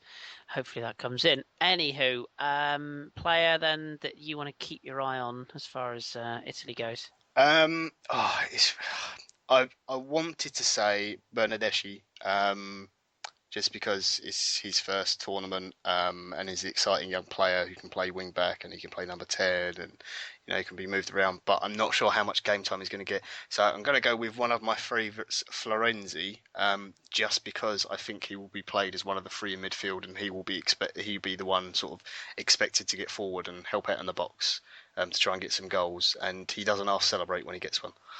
True that. Yeah, true that. We shall see. Drew, let's move on to Belgium then. Fancied by many to go very far. I think they might actually, dare I say it, fall into this flop category that Pete's referred to.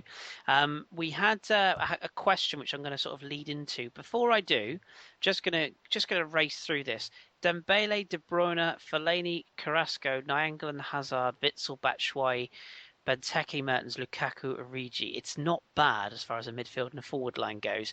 But what is your thoughts on Belgium? And I'll ask this question from Bren, who's at Boom Shakalaka, spelled with the X, of course. That's our friend. I think it's our friend Kane, actually.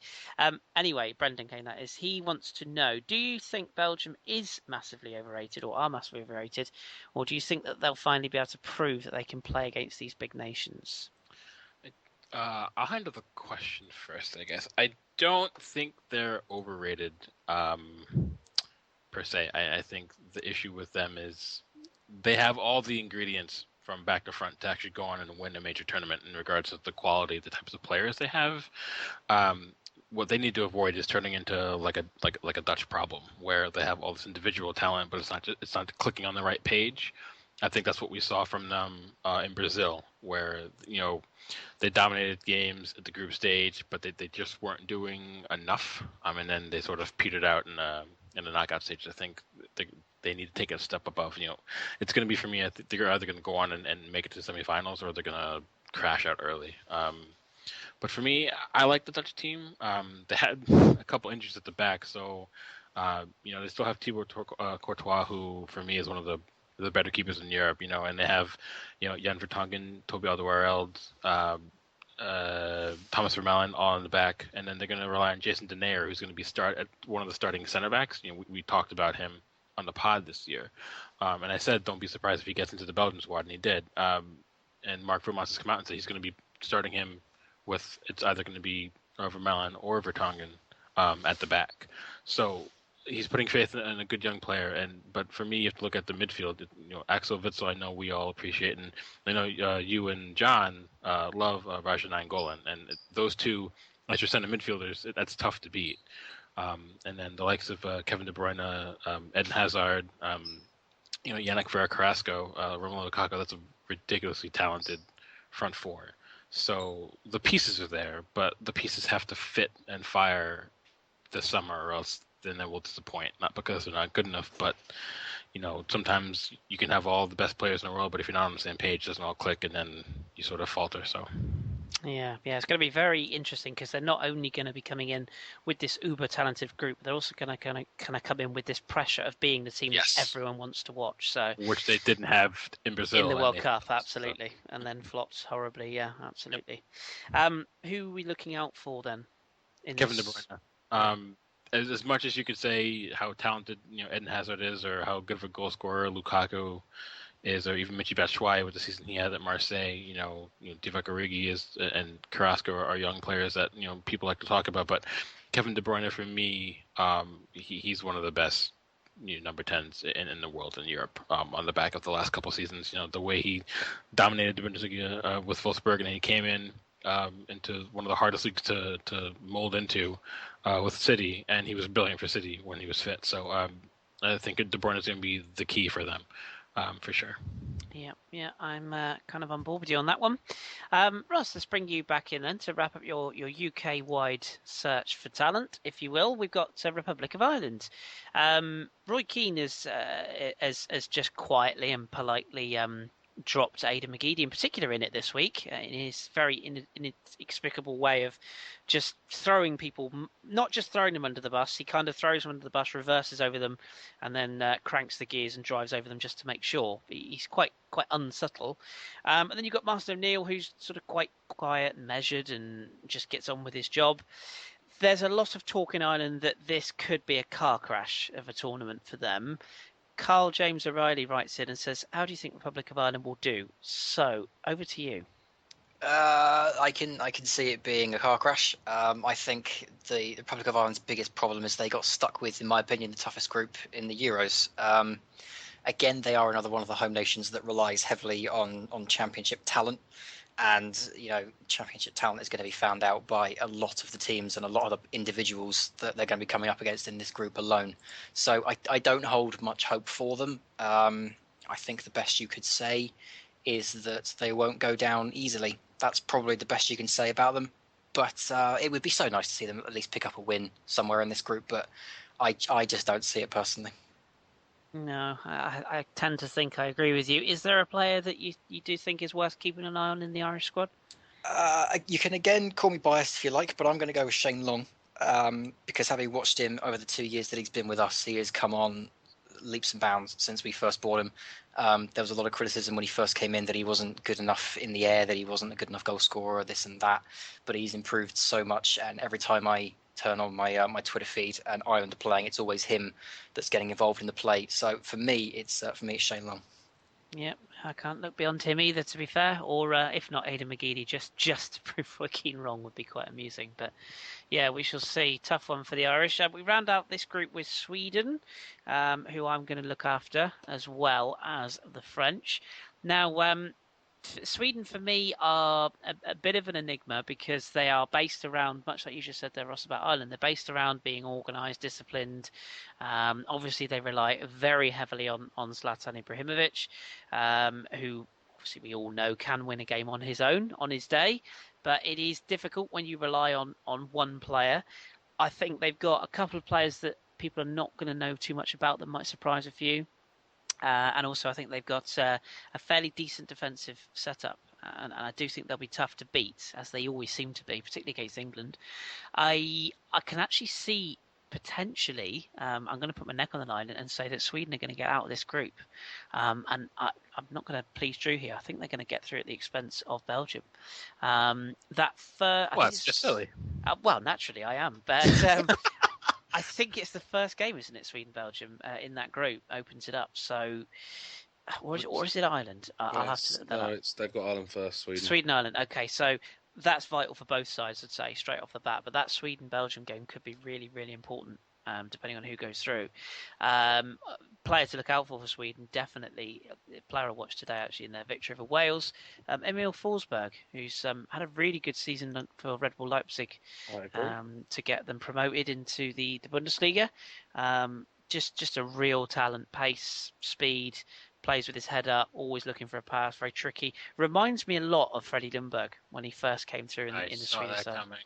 Yeah, I mean, he's just a very similar player, breaks the lines well, and his runs are excellent. And I think he could have a very good tournament, as could Lewicki, as could Lindelof at centre-back. I think there's a couple of really talented players. Oscar Hielemark? He's a player I've liked. I think he's one of the more key assets, I think. Yes, Palermo chap, who John would have seen a bit, very talented. And again, one of the best midfielders Serie A this season.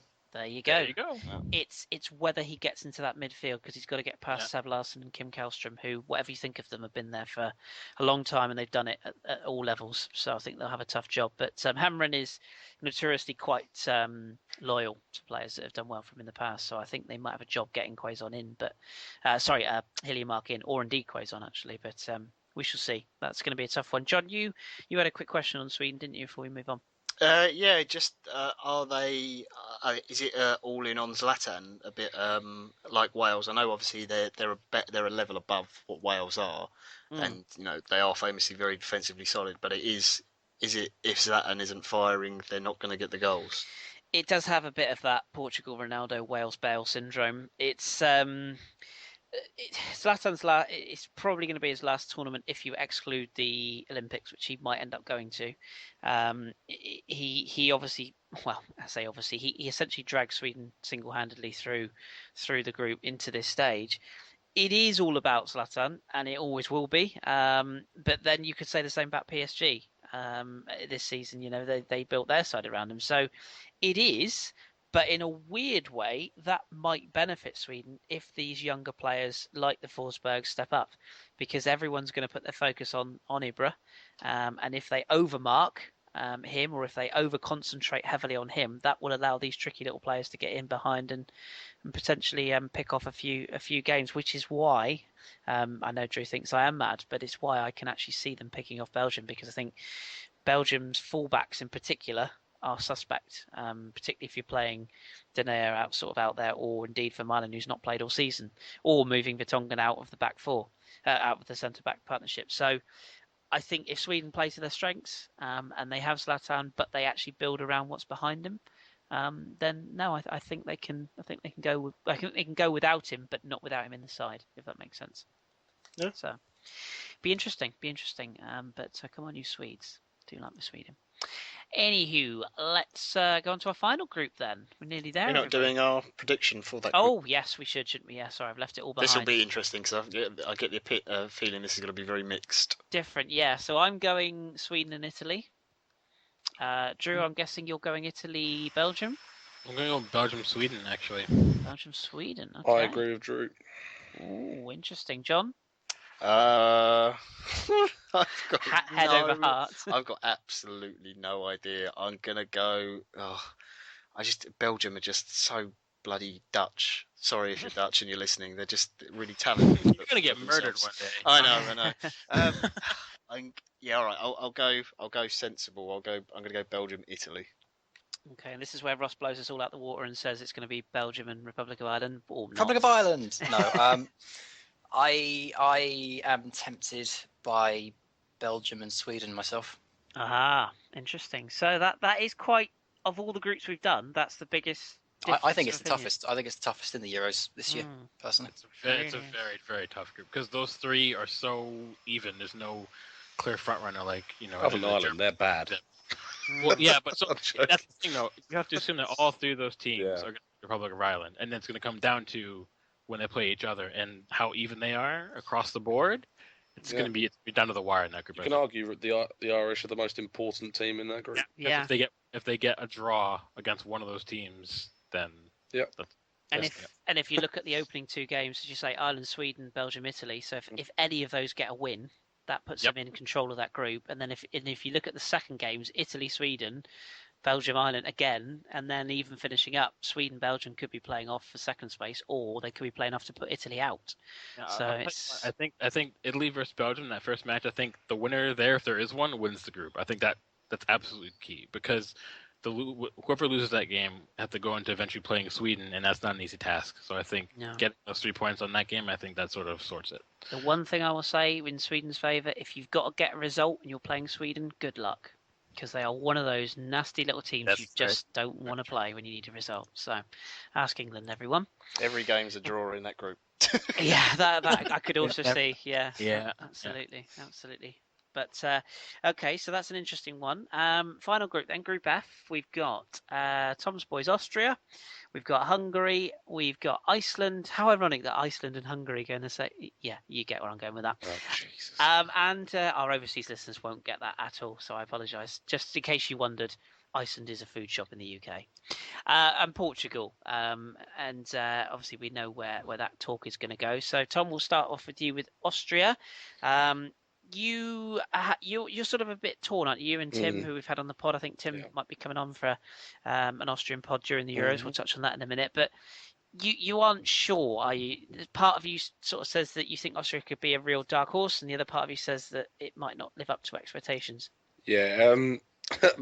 Before the friendlies started and straight after the qualification, I was on the hype train of Austria doing brilliantly. They won 9, drew 1 of their qualifying games. Then they've gone on this really odd run. They lost to Switzerland, they beat Albania, they then lost to Turkey at home, beat Malta with a comical Alaba own goal, which Drew and I laughed at hilariously. And then they lost to the Netherlands at home 2-0 very recently, in which 2 defensive mistakes just did them over. But luckily, they're playing arguably with Northern Ireland. They're the worst team in the tournament in Hungary in their first match. If they get a win and a good win, that could set them up really well for the rest of the tournament. And obviously, it's going to be between them and Iceland, I think, with who comes second. I think Portugal will get the Ronaldo train to drag them through, in my opinion, and top that group. I think it's going to be between Austria and Iceland. Iceland surprised a lot of people in the qualifying, and Austria's form has dipped. They just need the players to perform. There's a lot of onus on not so much Alaba, he's their biggest player, but the Mark Janko needs to start scoring as a striker for them to go through, and I hope it happens. And let me chime in here because you know I have to ask Tom about Austria. I know Tom was planning on it. 2 things real quick. Alessandro Schopf has been in really good form in the friendlies, even if Austria as a whole haven't been. Do you think he should actually warrant a starting place and shake things up? And 2, I know you're a big fan of Marcel Sabitzer, so I know you think that he won't start because they're probably going to go with Arnautovic and Harnik, right? How key do you think Sabitzer off the bench will be he's got such blistering pace? Do you think that's going to play a key role, or do you think it's going to be more of a cautious thing? Okay, so the first one, Schopf. I'd play whoever's in the best form, so I would start him probably next to Baumgartlinger, just to see how that goes, and I would play Harnik and the names escapes me now. Arnautovic, yes, and Junuzovic. Junuzovic is their unsung hero in that midfield for me. So play Schopf if he's in form, but to be honest, I don't think he will. I think you'll see Ilsanker play because he's been excellent for Leipzig, and not Ilsanker, Alaba. Sorry, we'll be playing next to Baumgartlinger. How can I forget Alaba for a moment? That was a mad moment. And Alaba and Baumgartlinger will be playing those holding roles. But and the second question was on Sabitzer coming off the bench. He's shown he can. He scored a great goal against Montenegro towards the end of the qualifying stage off the bench. I don't think he's good enough to start just yet. He's a youngster, but he'll have a big impact. It's going to be very interesting to see how the 2 arguably bigger sides face off, which leads us to Portugal. John, you've had a little look at Portugal. They have arguably the nicest kit in this tournament on Kit Watch. That is a peach, that kit. It's probably one of the few night kits that is nice, actually, although Turkey's isn't bad. Good. But aside from kits, they also have Cristiano Ronaldo.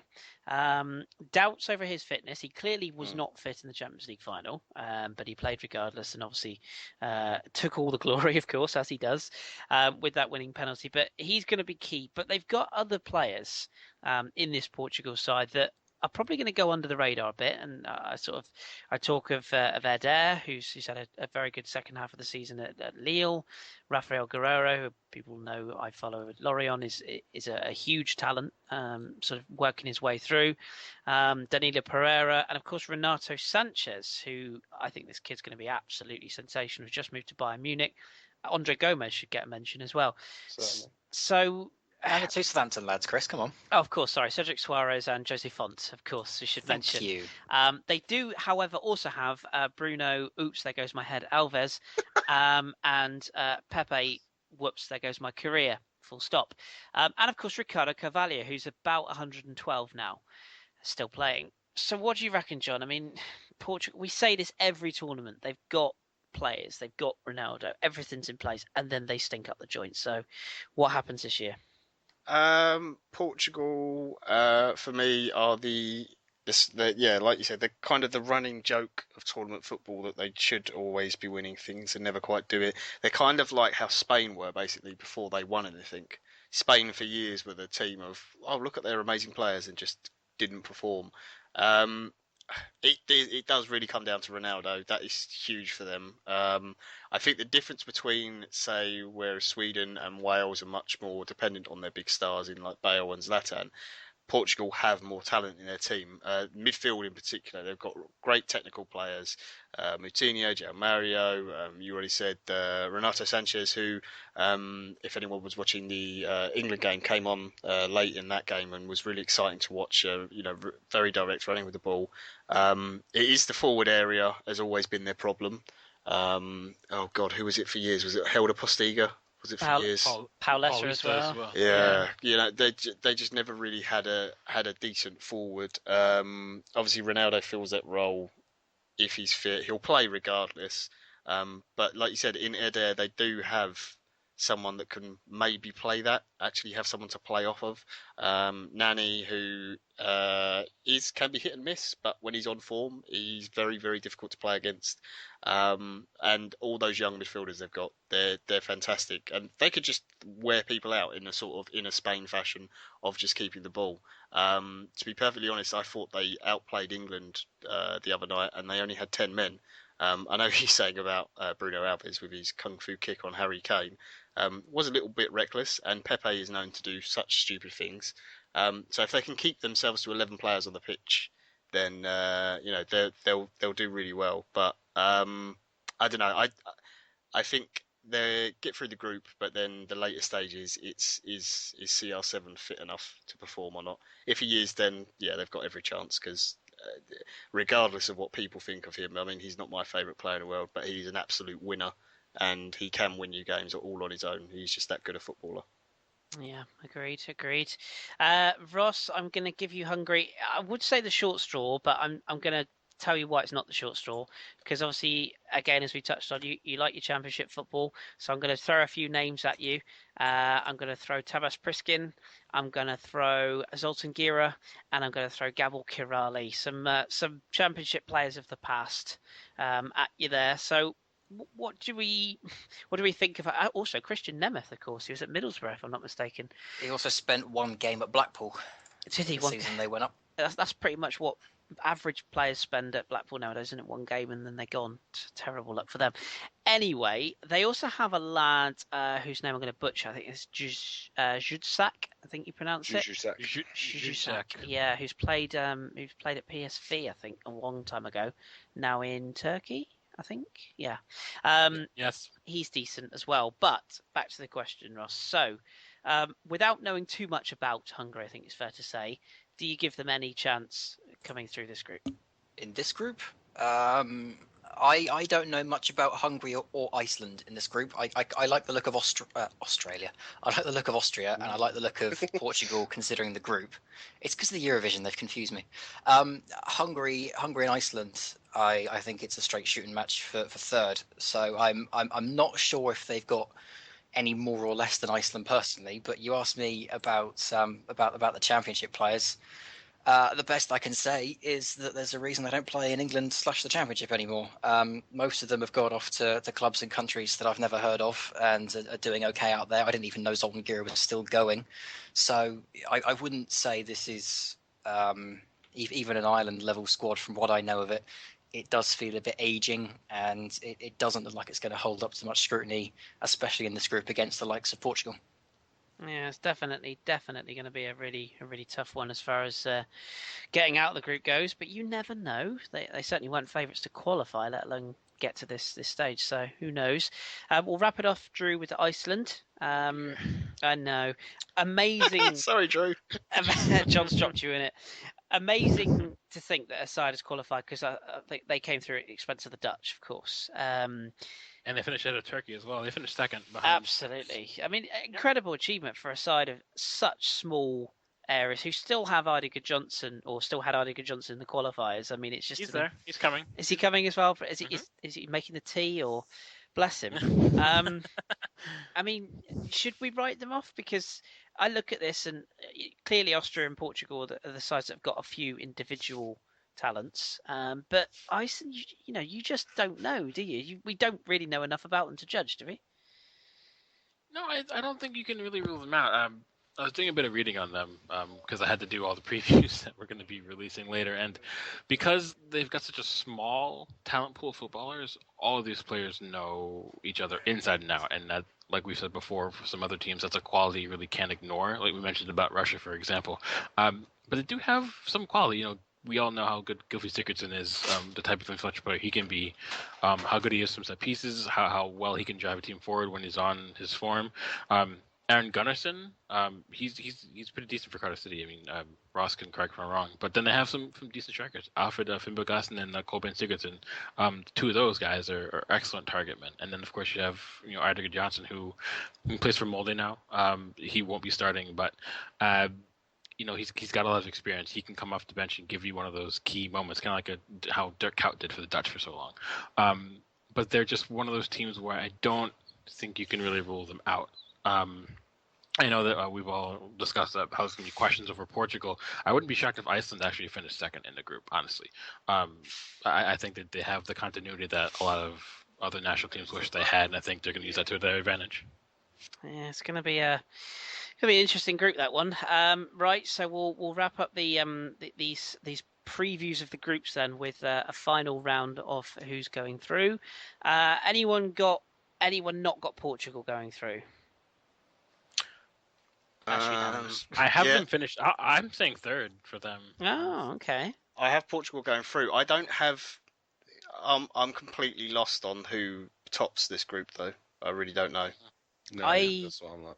I'm backing Portugal to top the group just because I just don't think they can be bad forever. Genuinely, that's the only thing I've got for you on that one. As Drew was saying about Iceland, they are my.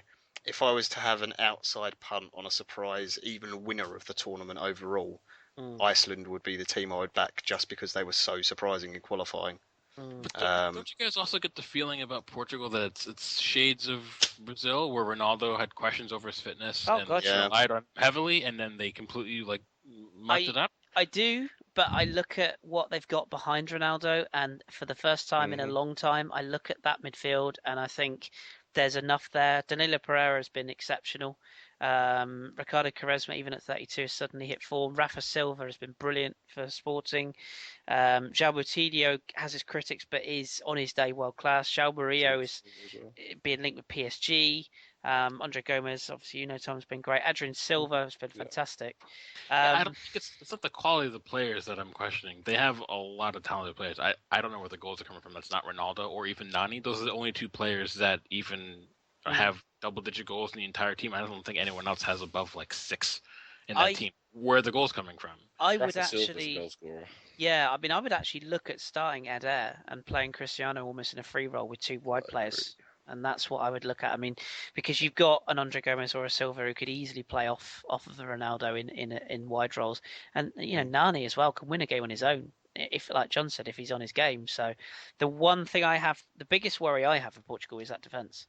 I think Jose Font is the best defender they've got right now, and I think Alves and Elisu and Carvalho. I mean, they're all 32 plus. Well, I think if they're smart, I think they have to play Rafa Guerreiro on one flank, and honestly, I think it's put Vieirinha over Cedric Soares. I think Vieirinha was one of the only bright spots for Wolfsburg this season, and he's really influential going forward. That's something that the game the other night against England. Yeah. And the one argument I would give you to the age thing, Chris, is you look at Italy's back three, how old that is. Other than Bonucci, they're all over 30. Most of them are closer to 40 than 30, and they're some of the best defenders of the tournament. They don't have Pepe though.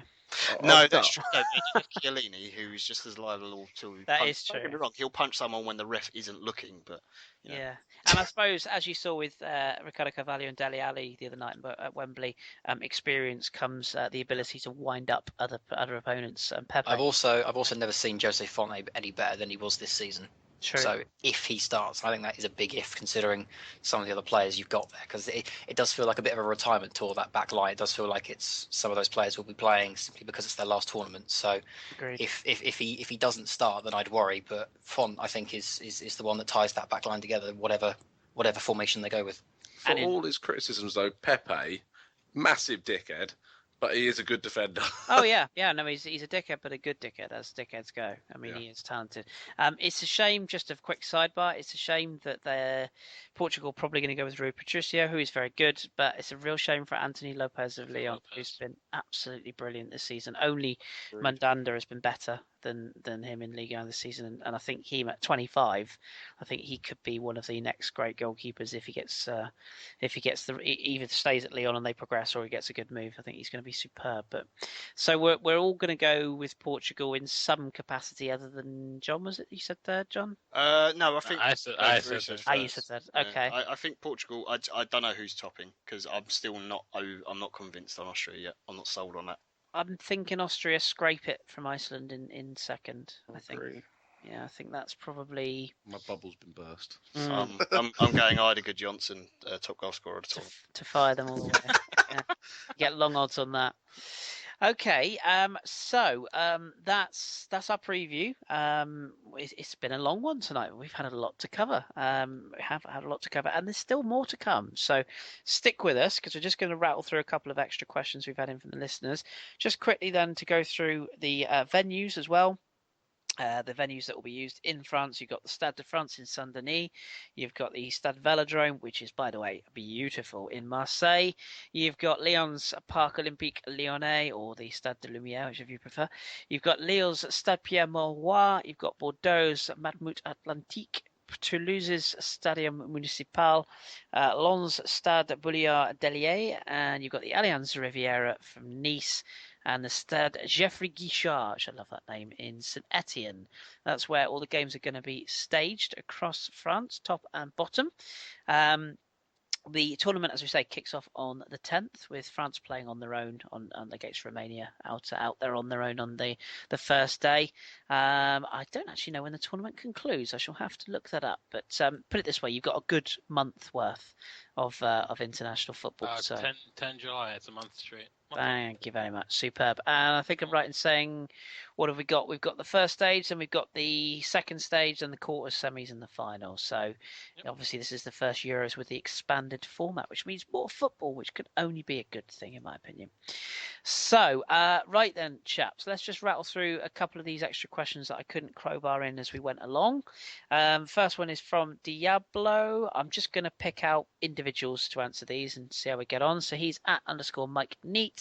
Hipster player of the tournament. Actually, I'm going to get one name from all of you. So this isn't necessarily the player that's going to be the player of the tournament, just the sort of hipster of the tournament. So, John, let's start with you. Oh, did you really have to? Yeah. Oh, God. I don't know. Has anyone else got an answer? Because you actually have put me on the spot. Yeah, Okay. I'll go. I'll say Nolito, Spain. Okay. Oh, that's a good one. Drew, you got anyone for us? Well, that wasn't me volunteering to go next. You piped up. I mean, what can I Chris, say? why don't you go? Go on, pick yourself the spotlight. Yeah. Yeah, it's tough, isn't it? Yeah. See, I mean, yeah, but mine's a bit boring, to be honest, because I'll just go with Zlatan, because he's just box office, I isn't think I it? want to agree with John and go Good Johnson, top scorer. You heard it here first. Ross, I bet Ross has got somebody for us. I do. Chris But Baird. it depends if he plays, because I want to say N'Golo Kante. I think this will be the tournament where people realise how good he was for Leicester and how good he could be for other teams. I think he's going to start. That's just me. Yeah, I think he's got to, considering the back line that France have got. But if he starts, then I think, people are going to realise how important he was, and I think he'll then have some more suitors around some of the bigger leagues. So I'm going to go N'Golo Kante. I'm going to change. I'm going to go Kuchka, actually, just because I love him, and because he's gone full ham sick. So I'm going to go Kuchka. ham sick. You can have Fantasy. This there is you- not a fair question. There you go. We've all had John. You've got to have one by now, sure. Oh, okay, yeah. Well, I've got two. I'm going to pretend that Conte is going to go completely insane, flip the script, sure and are play we? Insigne. Okay. Yeah. Oh, yeah. Good shout. That's not going to happen. But my real one, this is going to really upset Arsenal fans. I actually think Dele Alli is going to have a really good tournament, and I think he's going to quite impress on a stage, considering the step up he's made in a very short space of time. Right, so I'll prepare for the hate on Twitter. That's Okay. fine. Hope you've enjoyed John being part of this podcast. This will be the last time you hear of him. Next question, Brian. I'm at I didn't Donaldson. even answer, you fool. Oh, go on, Drew. You're the worst. Come on, spit one out for Christ's sake. I'm going to go with Camille Guzicki because he's actually... You stole that off me, didn't you? Oh, You stole my thoughts. That's what you get. You shut your mouth. Yeah. Next Okay. question. I'll back you on that. I do like Chris. So good shout. Brian at Donaldson _ Brian. Do you think we see a new winner of the tournament, or will it just be the former winner battling it out? I'm going to give that to Tom. You better not, because I wasn't listening. I was too right in typing the pity the fool in the chat box. So. I'll repeat the question because the reason I give it to you is because of the Spain thing. Tom snorted, so I'm making a Tom online.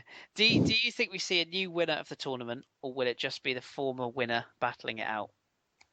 No, because I want Spain to win.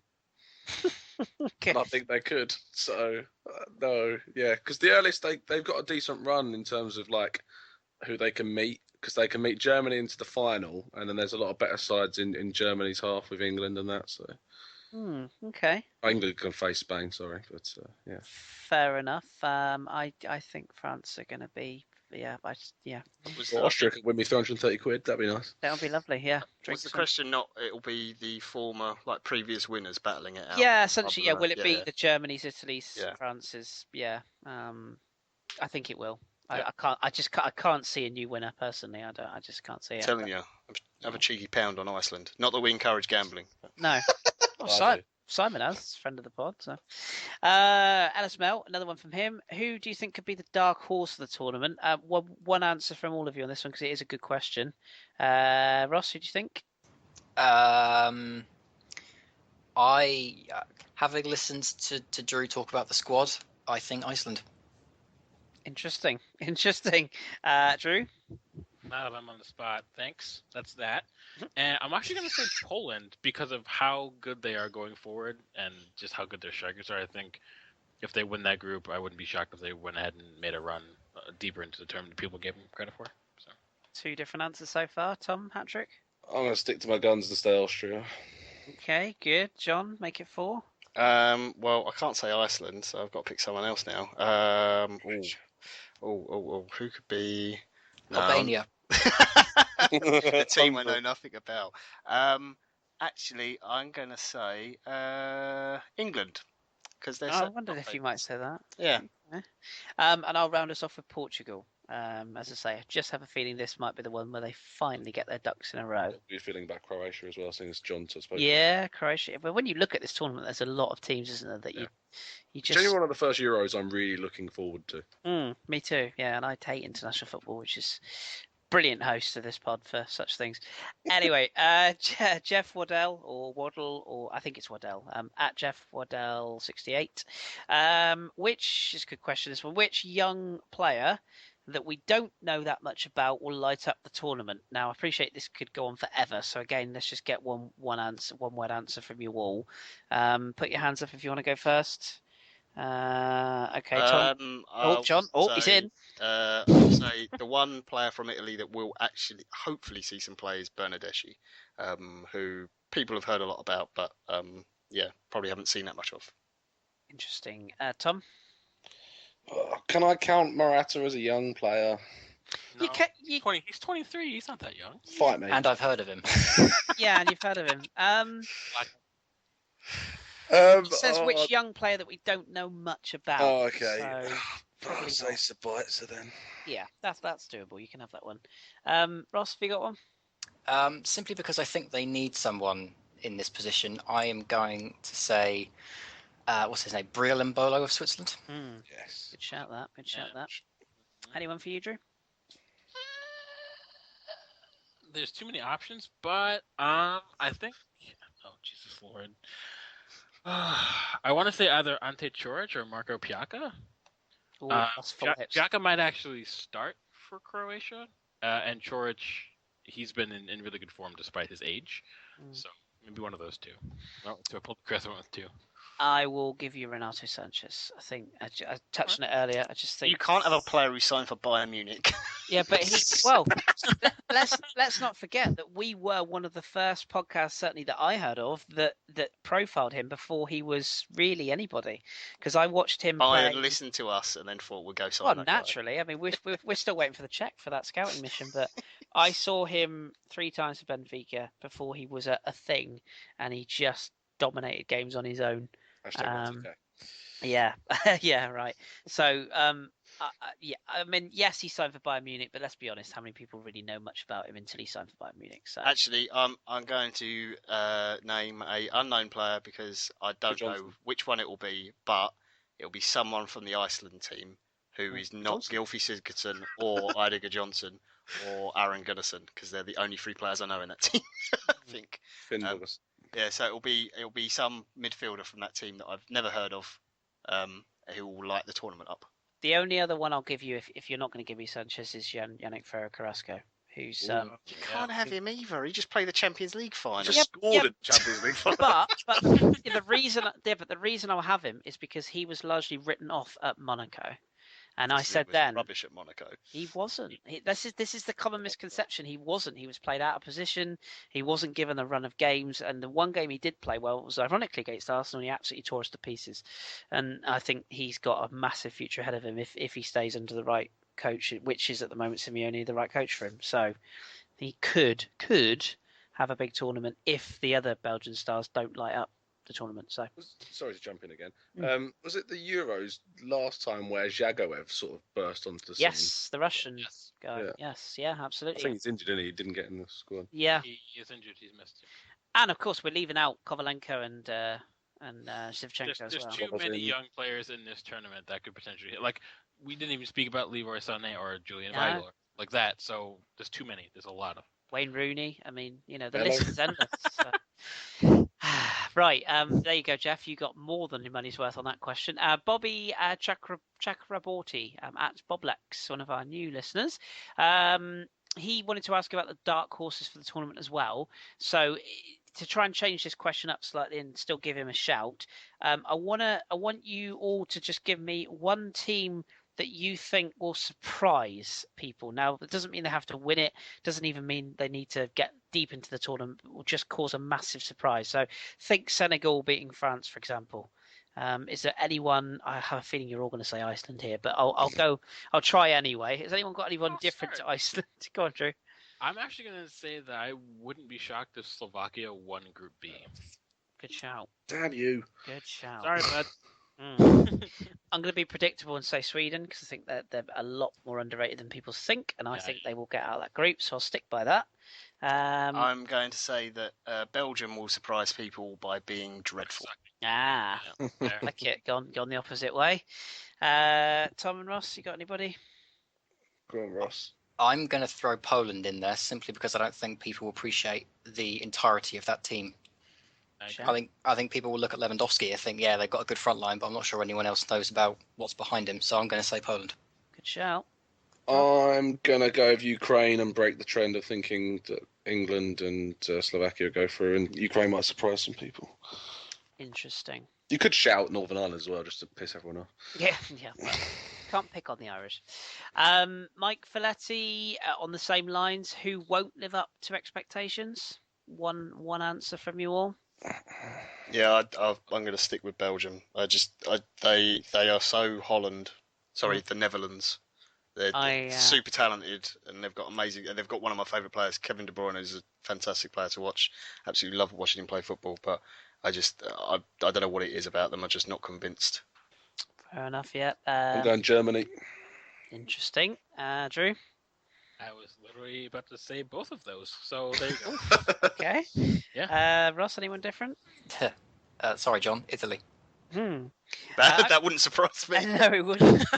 And I'm going to pick England just for the just because we all do it every time, build up the team, and they only go and fail. So, I think England will crash and burn. Although I do agree with John, I think Belgium will potentially not be what everyone thinks. We shall see. Right, couple more, and we will plug something very special and get out of here. So, this is a brilliant question. Now, this might require some research, so I'll warn you in advance. If you can't give me an answer, that's fine. You can research it and post pictures. Jimmy, our good friend at Ananguna, he says this question is for everyone but Kris, and there's a reason for this. He says, being a family show, I'm happy to... I've lost the second part of his tweet. I'm happy to... This could go anyway. Oh, it really could. Especially when there's pictures involved. Yes. Oh, where's the second part of his tweet? Here we go. Right. Family show, so it should be okay. I'm happy to be responsible online if you don't want to ask it on the pod. But can each of the 3, or in this case 4 other hipsters, recommend a beer from their respective country to enjoy whilst watching said country play? No, because I don't drink. So, nor do I. So we're both exempt, Ross. So ideal. So it's over to the other 3 of you. So John, you're looking for a Croatian and an Italy. I'll extend it from beer to just a beverage. Tom, you've got Austrian. Italy's and, easy.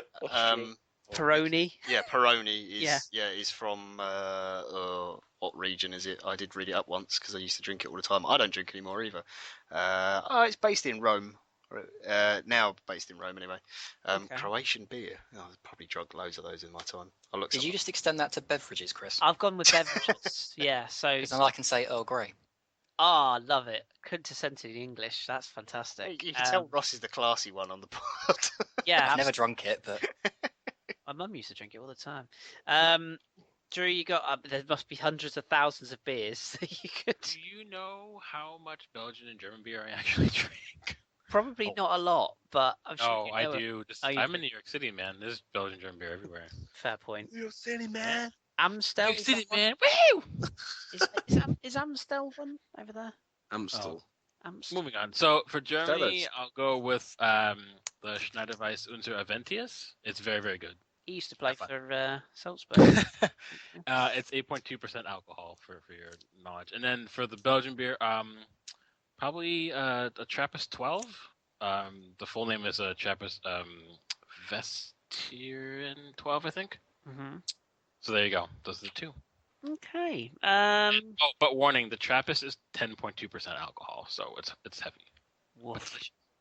Let down. I'll go like just full sort of hipsterish and say tisane, which is herbal tea in French. So on Ross's theme there, I'll say that. But I will do my Should have research. done wine. Okay, Well, yeah, but it's typical, isn't it? Bordeaux, a Bordeaux wine is. I will do my research in time for the first French pod. The most popular Croatian beer is Ožujsko, I think. That sounds about right. Yeah.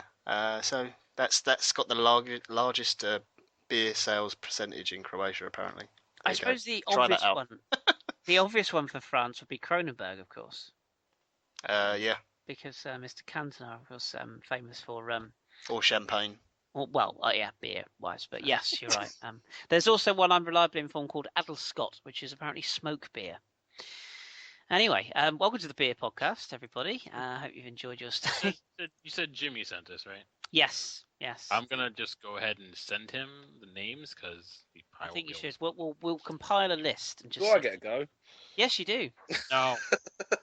I'm just because being a student, it's 2 things for my 2 countries you need. One is beer, and I'm going to go with Spain for Estrella because I like Estrella. It's nice. Mm-hmm. And it's not Sidlow's dog, by the way, before anyone asks. No. Estrella. And Austria is the drink that got me through my exams, being Red Bull. So superb. You could have had Orangina, of course. Famous. What band. Tom should have said is his apple juice with his sippy cup would have been perfect. He's such a youngster. go do one. Bullying on a live podcast, everybody. Brilliant. He wait till I get over to New York. I'm going to kill him. Right. I think we've just got a couple more, just because I like to get everyone a mention. In fact, I think it's just the one more actually. It's the very first one I got. Barney in Richmond, who is at Barney_in_RBA. I thought you were going to say Barney Rone then. No. I'm sure he listens, but no. Is there a side not? This is a good question actually. Is there a side not getting a lot of coverage who will make a run? If so, who? So again, another one-word answer from you all.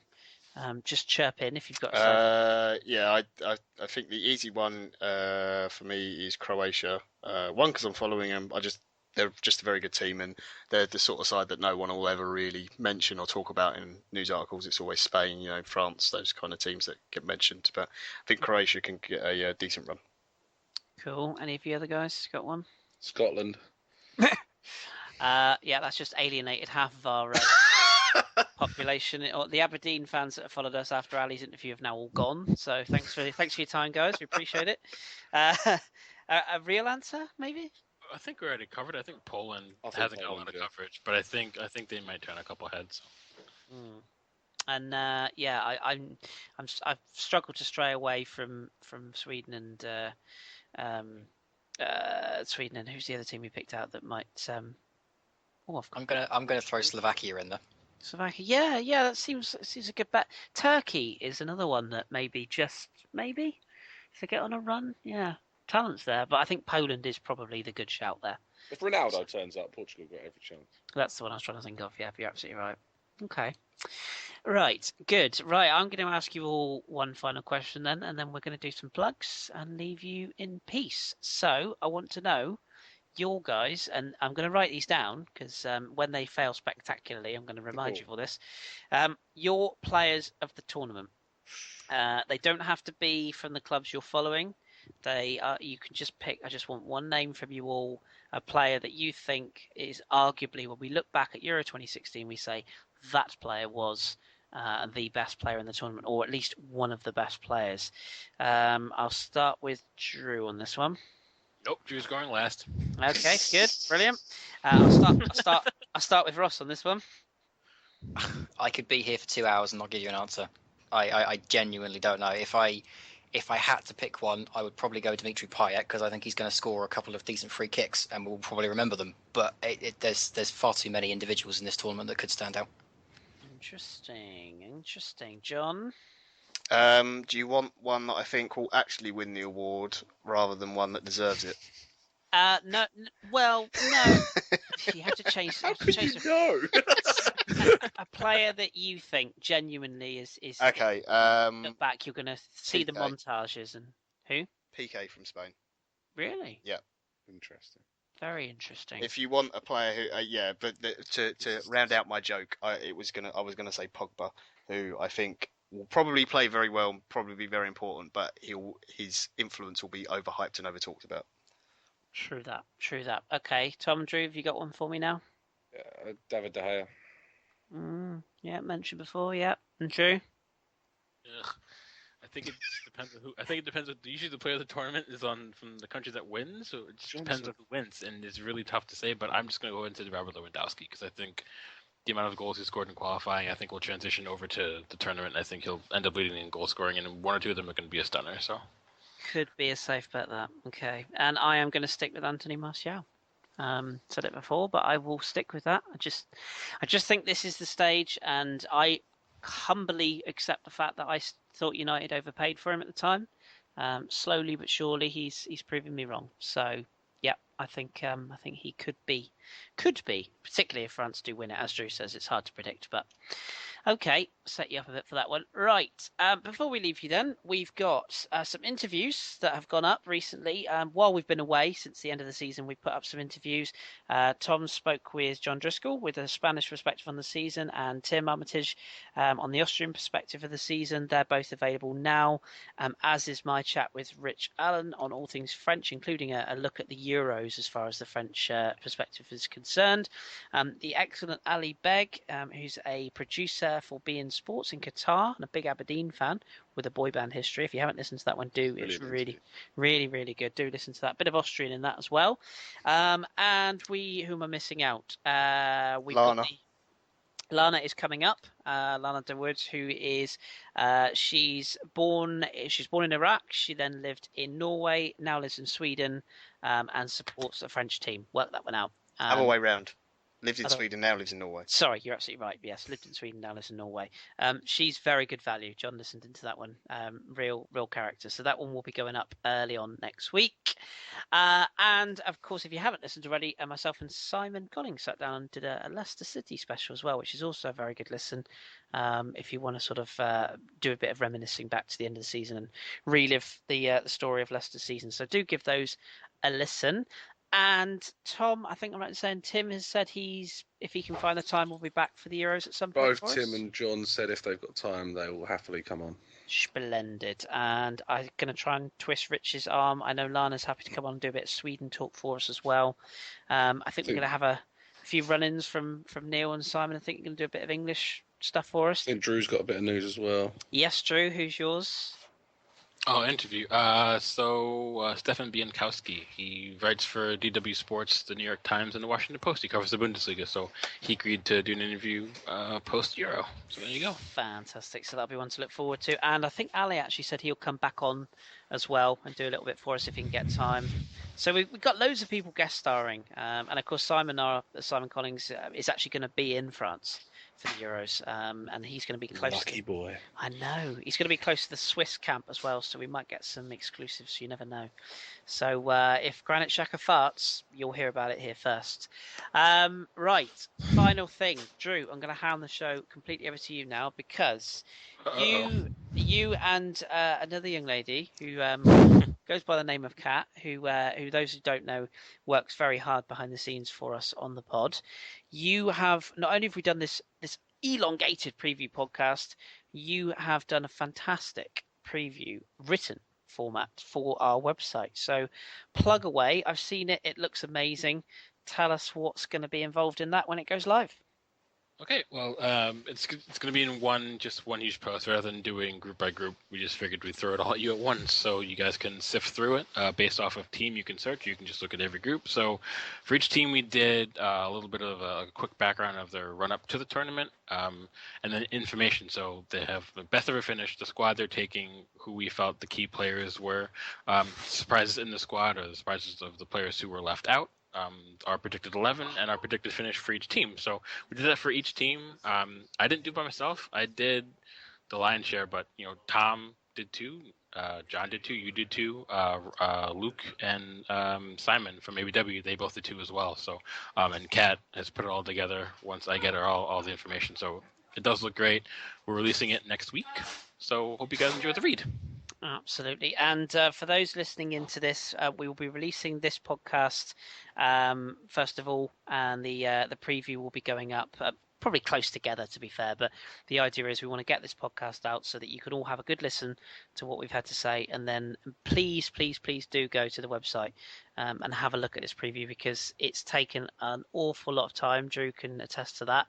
And Kat has been absolutely fantastic in helping us put this together. And when it goes on the website, we've had a whole new layout of the website. There's a new banner up and everything. So if you go new logo is fantastic as well. It is. Kat's done. Always lovely. Absolutely. Kat's hard work on that one as well. So, and our partner VAR has also chipped in with that also. And we can't forget Kelly and Danny, who are not obviously with us tonight, but Kelly does an awful lot of work behind the scenes for our Hipster's Choice and our stats. And Danny does an awful lot of work for us mispronouncing names. So Danny's still other reeling man, from... our other man in John. New York as well. And of course, how could I forget the legend that is Gaz, our producer, who works very, very hard to put together the intros, outros, and does all the editing when we cock things up. So he's an absolutely vital cog. So a shout out to all the people involved in the website, and of course, I was going to say Danny's still reeling from not getting called up for Portugal. Yeah, he's gutted. He is gutted. Socks around the ankles, still playing for Zenit. He's loving life. But yes, do visit our website, thefootballhipsterspodcast.co.uk. There's all sorts of old back catalogues, back podcasts that you can listen to. We have a YouTube channel. Check that out. Subscribe to us on iTunes. Give us a little review. And we're going to be back, aren't we, gentlemen? We're going to be doing daily podcasts. Whenever there's a game on, basically, we'll have a podcast out. We're hoping to have those released the night after or the night of the games. So essentially, when a game finishes, we're hoping to have a pod out within the hour afterwards. So all being well, but obviously we're all working people. Well, Tom isn't, but that's all right. Oh, I've got an interview. as has Ross. So good luck to you guys. But within time schedules, we'll try and get our content out pretty quickly. And do give us feedback, guys and girls. We've done a long podcast tonight, so thank you for sticking with us. We hope you've enjoyed it, and we've really grown as a pod, and we're pushing out a lot of really good content, we think. So if there's something you want to do hit us up. And the final thing, of course, don't worry. We are going to do a fantasy league. We're not sure who yet. We're not sure what medium yet, but we want you listeners to get involved because we're going to give away a prize, which we also don't know what it is yet. It might be. We might just send Tom round. Lock of your hair. We might just send Tom round for the afternoon. Yeah, just to give you a hug to your house, place. Yeah, Hugs. give you a hug. Maybe You can borrow his sippy cup. It'll be fun. I am going to murder you. we Well, will. now your schooling's over. You got. We promise we will get a good football prize for the winner, and what we'll do is we'll all enter a team individually, all of us hipsters. We'll give you the pin on our Twitter account, and then you can all join in and laugh at how terrible I am at fantasy football. So look forward to that. Pretty dreadful, it has to be said. Yeah, less said the better.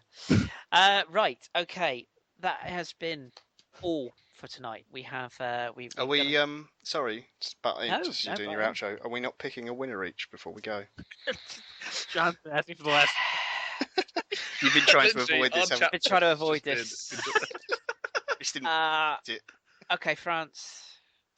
Oh, I've gone straight in. Okay. Yeah. Yeah, mine's Spain. It's boring. Spania. Yeah, I thought. I've changed my mind from Italy, so I'm going with France. Yeah. I'll also go with France. I think they do so well as hosts of tournaments, so I'll go with France. 2 France, 2 Spain, and Tom. I said Spain. Oh, okay, so you've gone Spain. So 2 France, 2 Spain. Ross, you get the deciding vote here. Well, I think we're going to get a new winner. I don't know who, but I think we're going to get a new winner. Oh, controversial. Okay, good. I like it. Right. Ross is on okay. the Iceland thing. I'm telling you. He is. Johnson's winning it, I'm telling you. He's on the Albania train. It's going to be a wonderful journey. Okay, brilliant. Well, as I say, thank you ever so much for tuning in. We really appreciate it. Do hit that old subscribe button and do hit that review button because that means a lot to us and gets us out there. So please do that. As always, even though it's the European flavour, what we're going to say is keep your satchel clean and your pipe stoked for the summer because it's a European special. So thank you very much for joining us. Thank you for having your ears for this preview show. We will be back on the after the first game of the tournament. We'll speak to you very, very soon. Thank you, John. Thank you, Drew. Thank you, Tom. And thank you, Ross. Cheers. No problem. And we will speak to you. Whatever. We'll speak to you all very, very soon when Drew has murdered Tom or vice versa. Thanks for listening, and we'll speak to you soon. Now